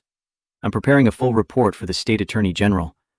If anything happens to me before I can file, everything is backed up in the safe deposit box at First National. Box 447. Combination is Elena's birthday. The second file was a police report from March 15, 2018, describing a single vehicle accident on Highway 26 west of Portland. James Morrison, age 34, lost control on a curve, struck a guardrail, and rolled down an embankment. Death was ruled accidental, possibly due to drowsiness or distraction. The third file was a toxicology report showing therapeutic levels of diphenhydramine, common antihistamine, but in doses that could cause significant drowsiness. Marcus stared at the screen, connecting implications that suggested murder disguised as accident. James discovers fraud, prepares to expose it, dies conveniently before filing his report. If Victor had access to resources capable of staging accidents and doctoring toxicology results, then Sarah's paranoia wasn't paranoia at all. Marcus's phone buzzed. Elena. Did you meet Sarah? What did she have? Marcus glanced toward Maya's room, confirming the door was closed. Everything. Emails, wire transfers, evidence of coordination. But there's something else. Something about your cousin James. Silence on the other end.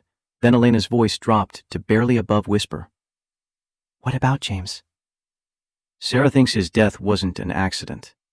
She thinks Victor had him killed to prevent him from exposing the fraud. More silence, stretching so long Marcus checked to confirm the call hadn't dropped.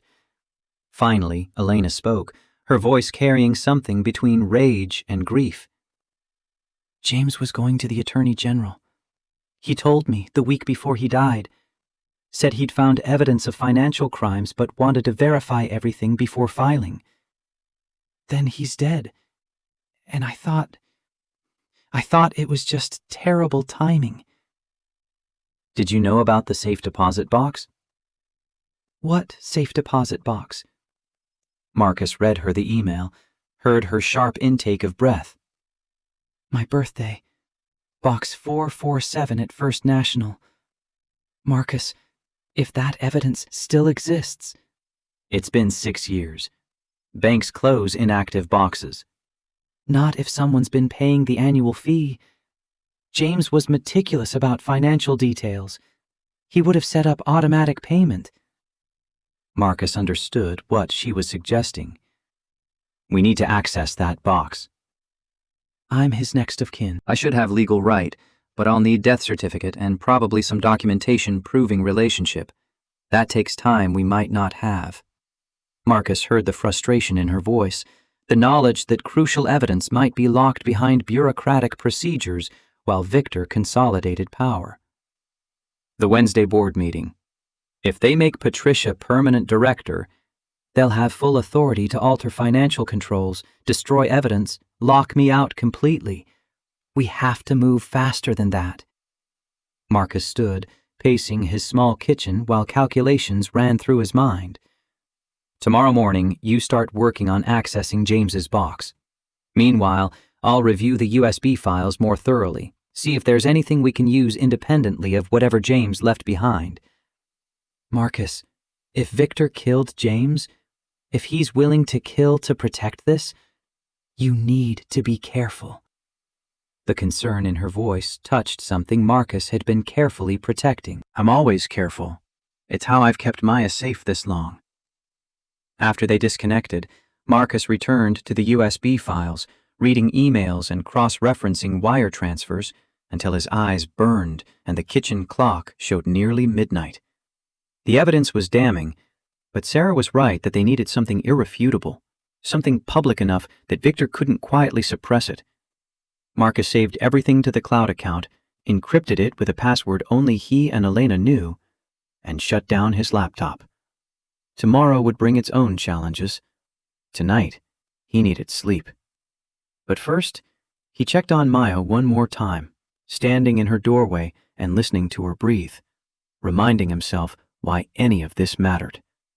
She deserved a world where foundations actually served the children they claimed to help, where people like Victor Brennan faced consequences for stealing from the vulnerable, where her father was brave enough to stand up, even when standing up carried risk. Marcus returned to his own room, set his alarm for 5:30, and lay in darkness thinking about patterns and currents and the way systems could be corrupted from within.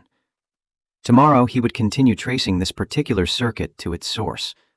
Tomorrow, he would help Elena fight back against power that had crushed others before them. Tomorrow. For tonight, he let exhaustion pull him under, knowing the real battles still lay ahead.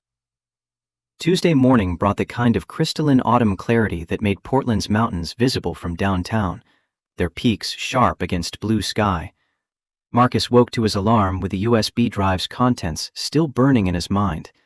Emails that documented conspiracy, wire transfers that traced theft, and the specter of James Morrison's convenient death hovering over everything. Elena texted at 6:15 while Marcus was making Maya's breakfast.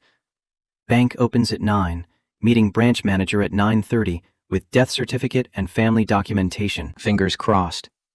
Marcus sent back a thumbs up, then focused on the morning routine that kept Maya's world stable even as his own tilted toward chaos. She ate oatmeal while describing a science project about plant growth, her enthusiasm untouched by the adult machinery grinding around her. The drive to Riverside Elementary took them through neighborhoods where fall leaves carpeted sidewalks in gold and red. Marcus walked Maya to the entrance, scanning for the security guard who'd challenged him, but seeing only the regular morning monitor. "Love you bigger than the sky, baby girl." "Bigger than the sky, Daddy." She disappeared into the building, and Marcus returned to his truck with the weight of what came next pressing on his shoulders. He had 3 hours before the Gresham job required his presence, 3 hours to make progress on evidence that might save Elena's foundation or get them both destroyed. First stop, Mitchell Crane's law office in downtown Portland. Elena had given Marcus the attorney's contact information the night before, emphasizing that Crane specialized in non-profit governance and had represented whistleblowers in similar cases. The office occupied the 3rd floor of a building near Pioneer Courthouse Square, accessible by elevator that wheezed and complained. Crane himself was 60, with the weathered competence of someone who'd spent decades navigating legal systems. He gestured Marcus into a chair across from a desk buried under case files and legal journals. Elena briefed me on the basics. You have evidence of fraud at Morrison Foundation? Marcus pulled out one of the USB drive copies, setting it on the desk. 6 years of documentation, emails, wire transfers, board communications, all showing systematic diversion of funds to a shell company owned by board member Victor Brennan. Crane plugged the drive into his computer, his expression neutral as he scanned folders. Genesis Consulting. I've seen similar setups. Usually involves multiple conspirators and careful structuring to avoid triggering automatic oversight. He opened email files, reading with the speed of someone trained to extract relevant details from dense text. Patricia Holbrook's involvement is clear here. They were coordinating approval timing to maximize flow without raising flags. Marcus leaned forward. There's more. Elena's cousin James Morrison was CFO in 2018.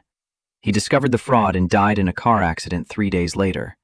Sarah Bennett, the source of this evidence, thinks it wasn't accidental. Crane's hands stilled on the keyboard. That's a serious allegation. Do you have proof of foul play? Just timing and a toxicology report showing drowsiness-inducing medication in his system. Could be coincidence. Or could be murder disguised as accident. Crane continued reviewing files, his jaw tightening as he read deeper into the evidence. This is prosecutable.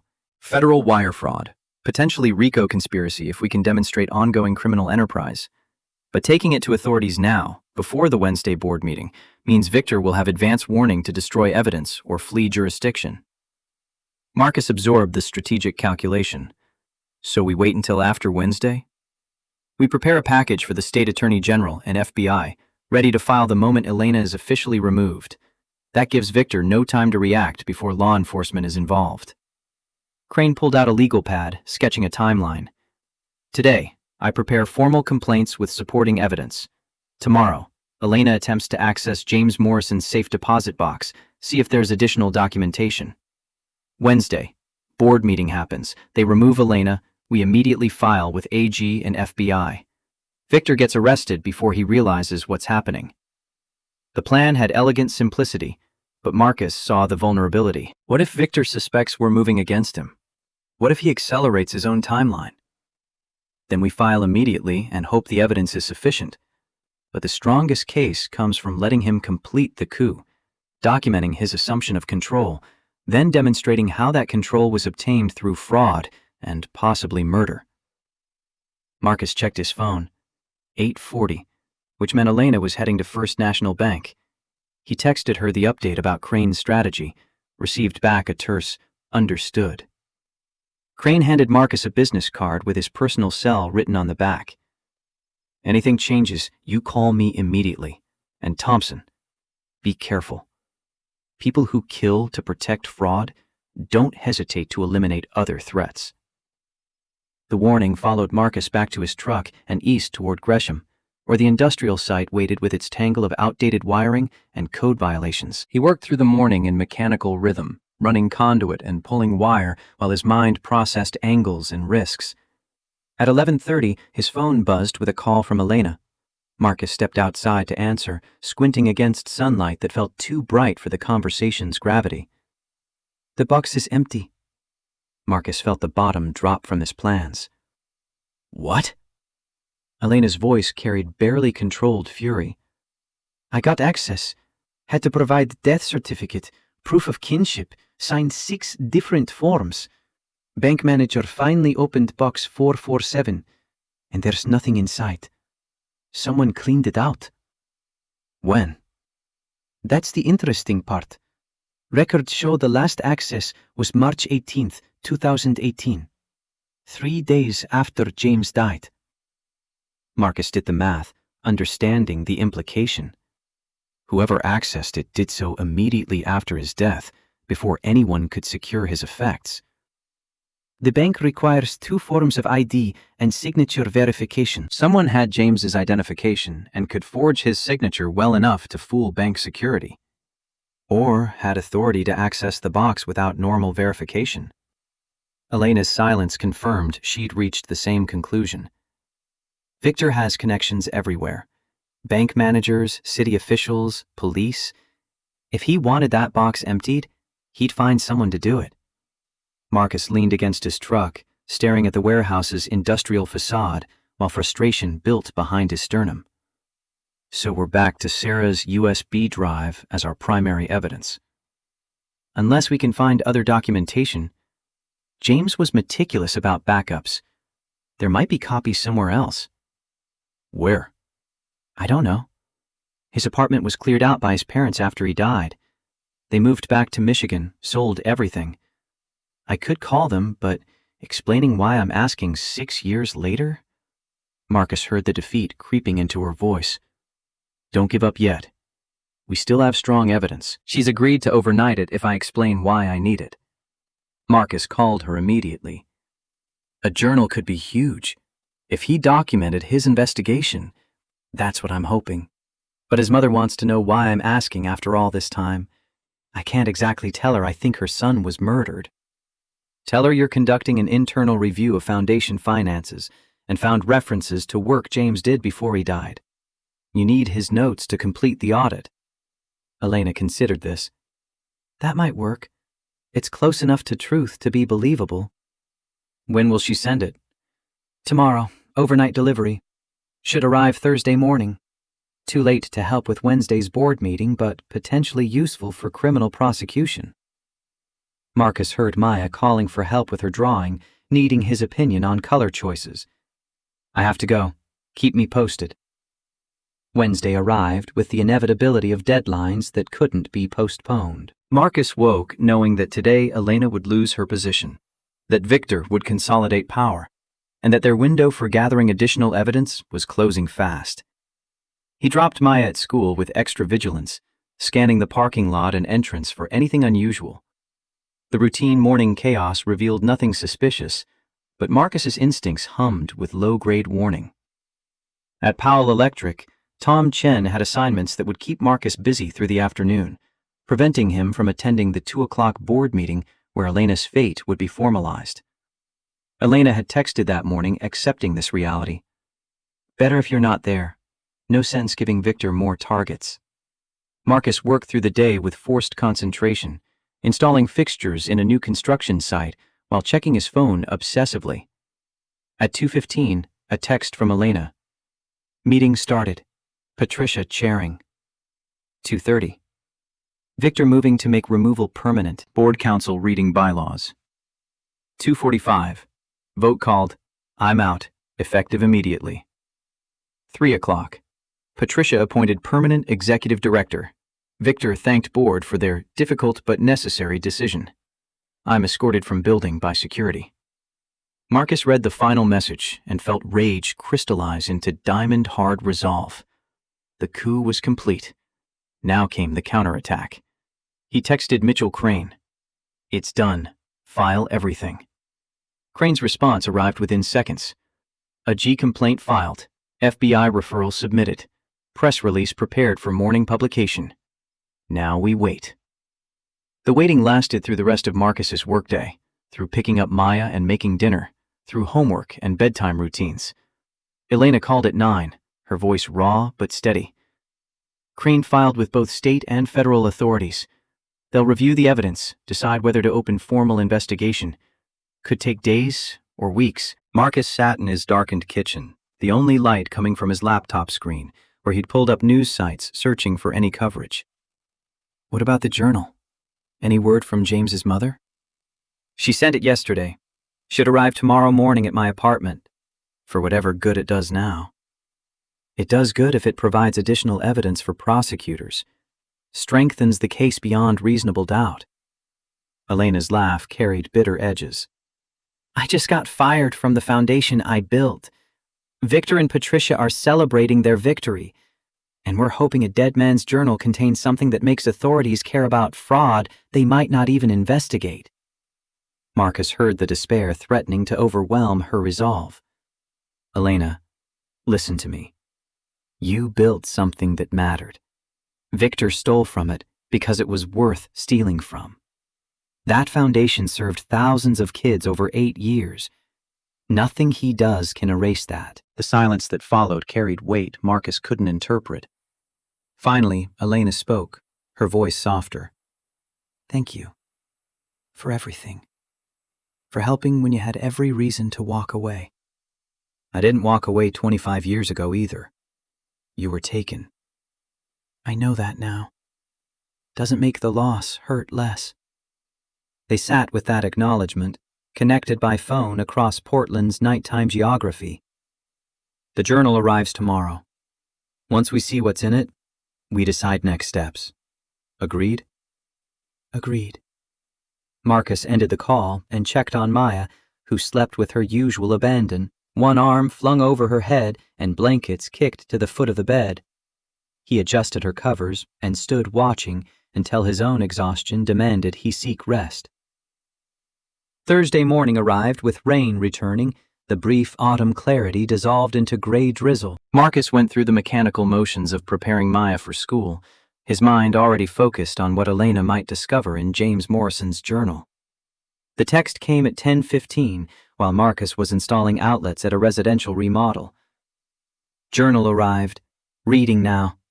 Marcus, this is everything. James documented the entire investigation, including evidence he planned to give the AG. Names, dates, dollar amounts, it's all here.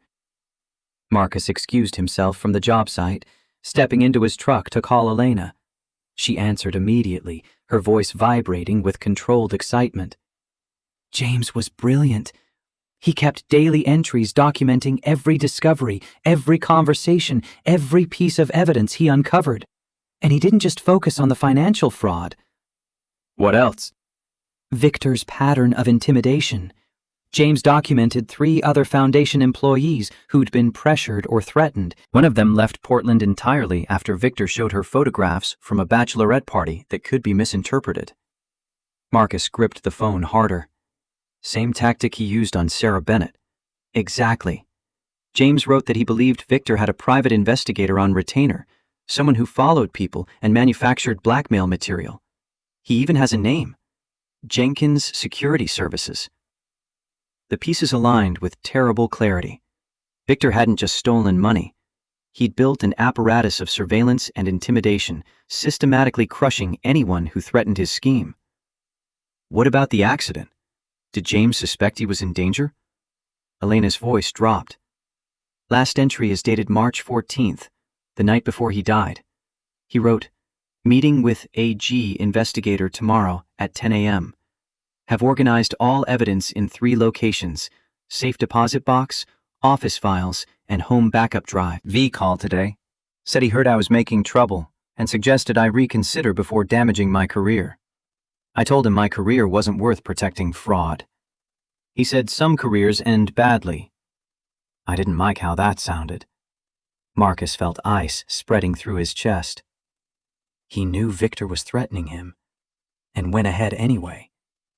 He went ahead because it was right, because kids deserved better than having their programs looted by board members who saw them as revenue sources. The parallel to their current situation was unmistakable. They were following James's path, making the same choice he'd made, risking the same consequences. The backup drive. Did James say where he kept it? Home backup drive. His parents would have cleared out his apartment after he died, if it still exists. Marcus finished the thought. It's in Michigan, with everything else they saved. I'm calling his mother now. If she kept his computer or external drives, we might have a complete duplicate of everything he planned to give investigators. Marcus checked the time. 11:30, which meant if James's mother could locate and send the backup drive, it might arrive Friday or Saturday. Too late to impact the immediate investigation, but potentially crucial for prosecution. Do it. Meanwhile, I'm going to look into Jenkins Security Services. If we can prove Victor used them for surveillance and blackmail, it adds another layer to the conspiracy charges. They disconnected, and Marcus returned to the job site with renewed purpose. The morning's work passed in blur of routine tasks, while his mind worked through angles. Jenkins Security Services would have records, client lists, surveillance logs. Getting access to those records without legal authority would be difficult, but not impossible if Marcus knew where to look. At lunch, he sat in his truck and searched public records databases for Jenkins Security Services.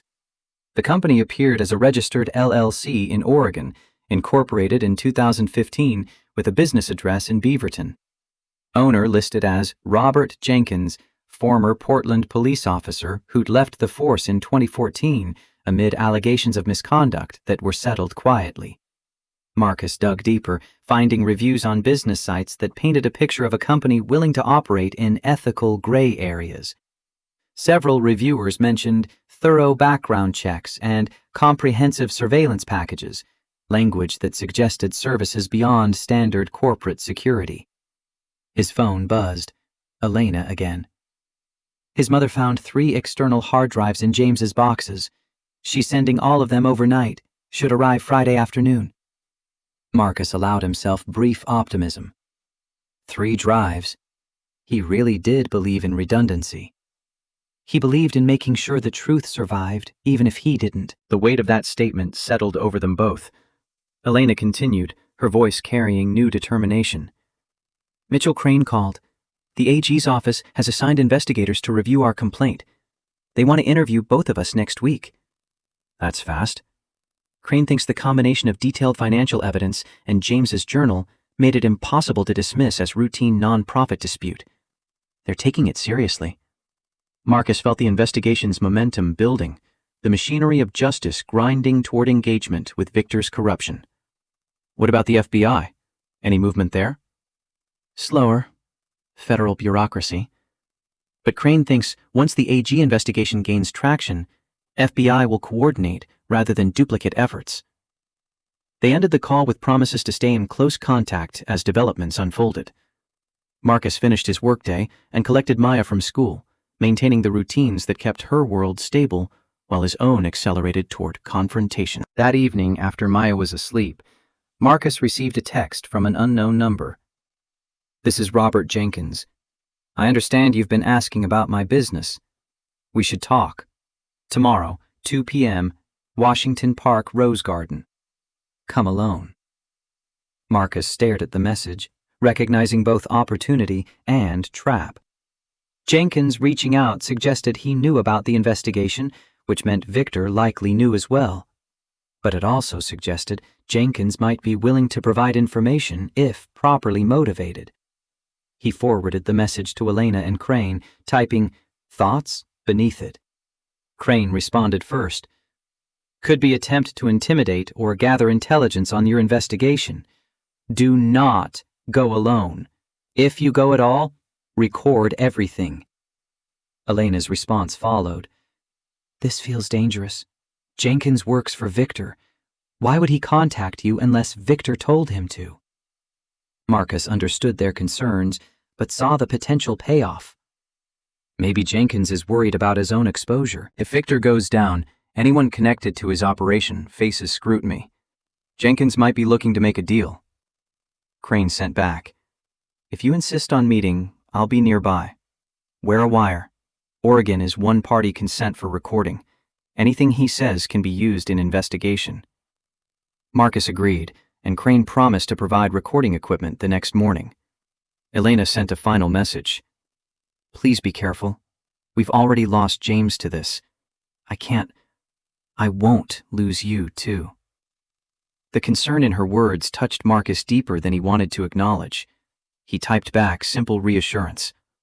I'll be careful. Promise. Friday arrived with the kind of fall weather that made Portland's reputation, rain mixed with wind, temperatures hovering just above discomfort. Marcus dropped Maya at school, then drove to Crane's office to collect the recording device. The attorney handed him what looked like a pen, but contained sophisticated audio capture technology. Keep it in your shirt pocket. Tip pointing toward whoever's speaking. Captures clear audio up to 20 feet. Recording starts automatically when you click the top.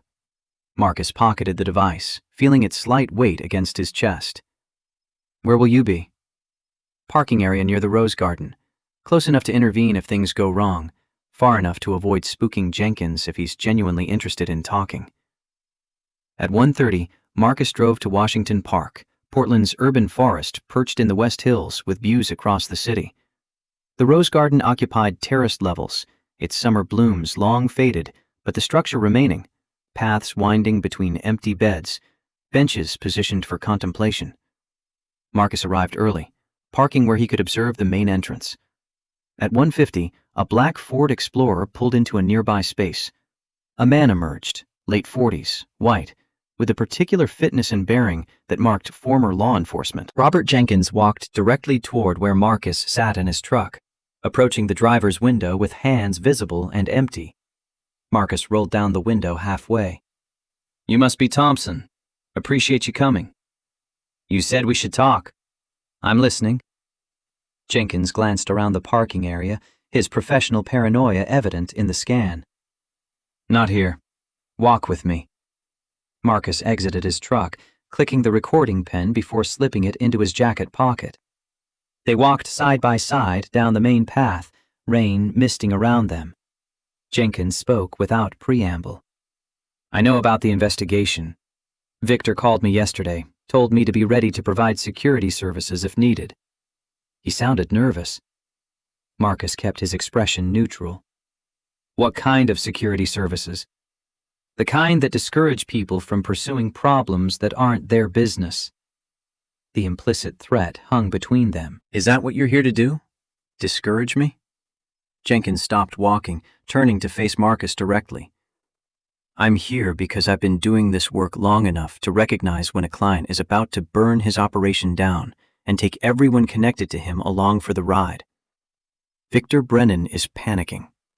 Panicked people make mistakes that expose everyone in their orbit. Marcus studied Jenkins, looking for the angle. What do you want from me? Immunity. For cooperating with investigators. I can provide documentation of every surveillance job Victor contracted, every intimidation tactic I helped execute. But I need protection from prosecution. This was the opening Marcus needed. You're saying you have records of Victor hiring you to blackmail Foundation employees? I'm saying I have 6 years of invoices, surveillance logs, and photographs that demonstrate a pattern of intimidation targeting anyone who questioned financial irregularities, including material related to James Morrison. Marcus felt his pulse accelerate. You followed James Morrison?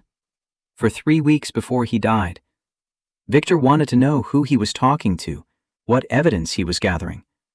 I provided daily reports of James's movements, contacts, and activities, including the fact that he was preparing to meet with the Attorney General. Jenkins's silence confirmed it. You told Victor that James was going to authorities, and 3 days later, James is dead in a car accident. You see how that looks? Jenkins's jaw tightened. I see exactly how it looks, which is why I want immunity before I say anything else. I provided surveillance, not murder.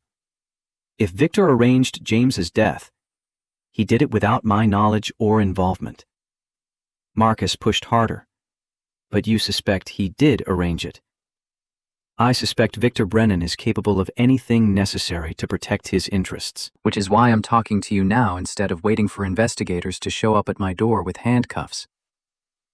They walked in silence for a moment, rain intensifying to actual drops that pattered on the empty rose beds. Marcus made the calculation.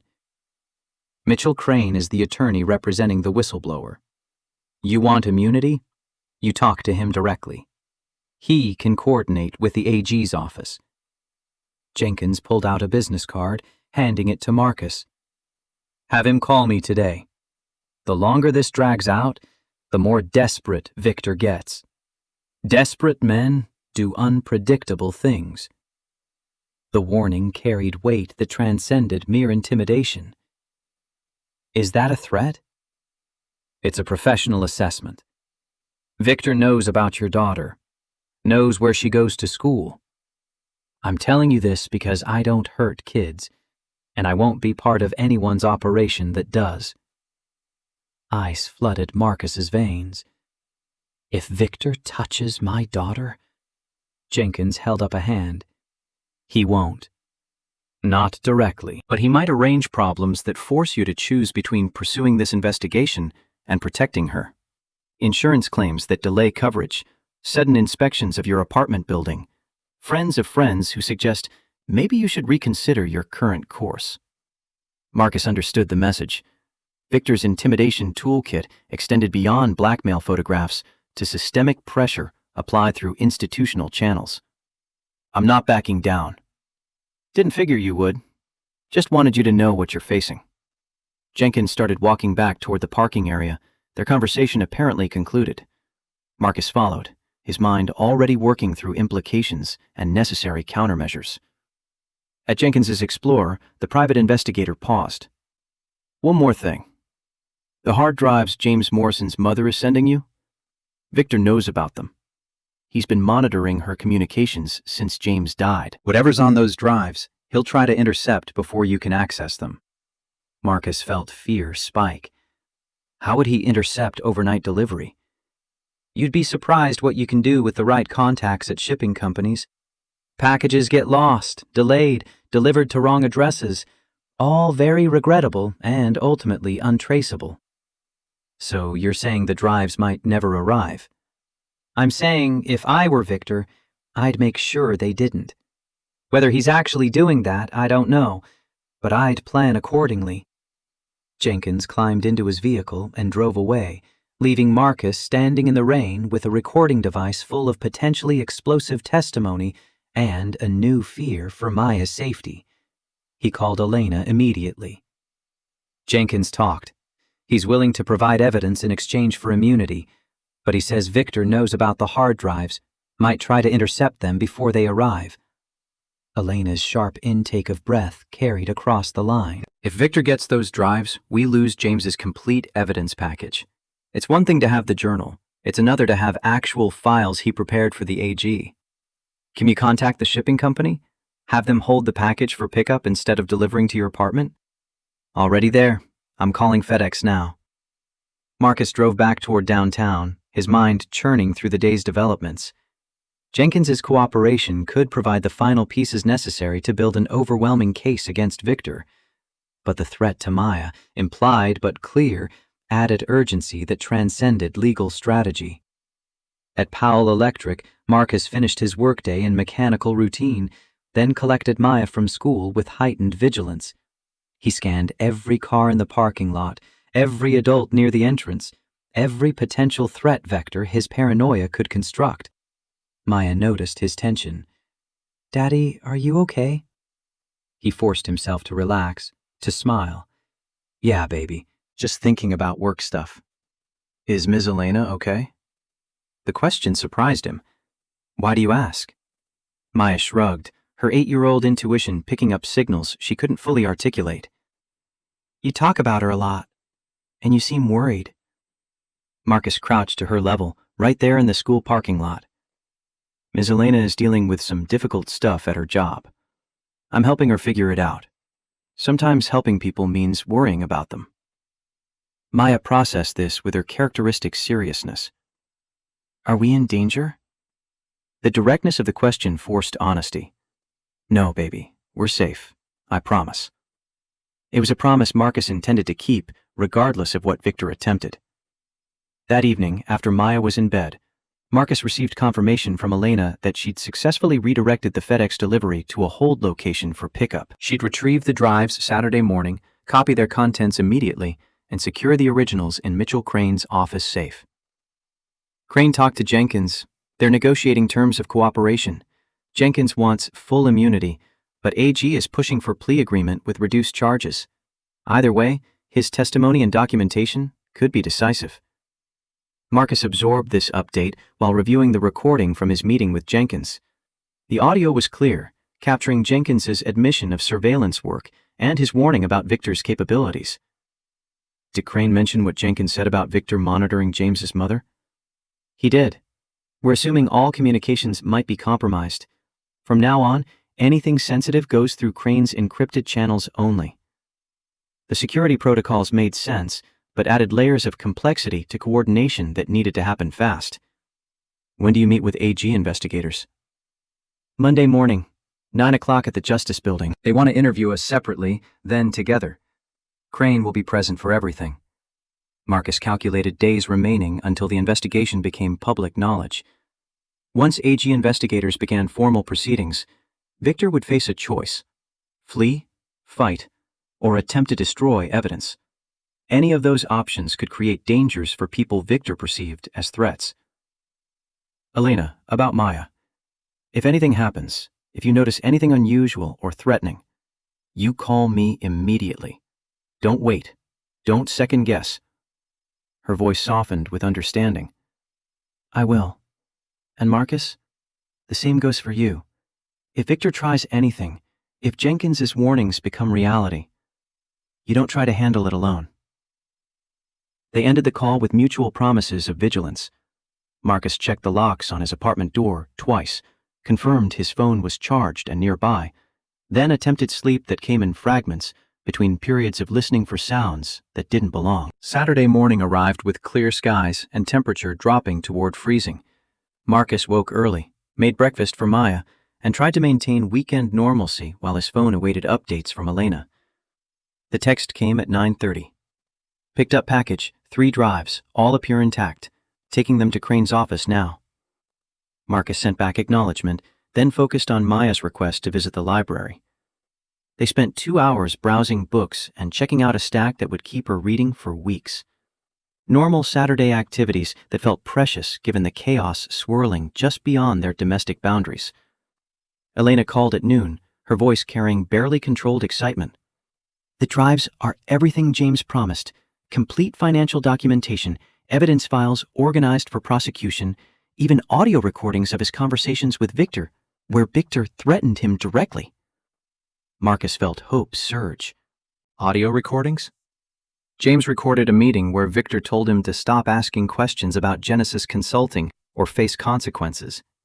Victor specifically mentions having information that could damage James's career and relationships. It's textbook intimidation. This was the proof they needed to connect Victor not just to financial fraud, but to the pattern of threats that suggested capability for more serious crimes. What about evidence related to his death? Anything suggesting Victor planned it? Elena's pause carried weight. Not directly, but there's a note dated March 13th where James wrote that someone had been following him for weeks, that his car's brake lines looked tampered with after he'd left it parked overnight. He reported it to police, but they found nothing definitive. Marcus's hands tightened on his phone. Brake tampering the day before a fatal car accident?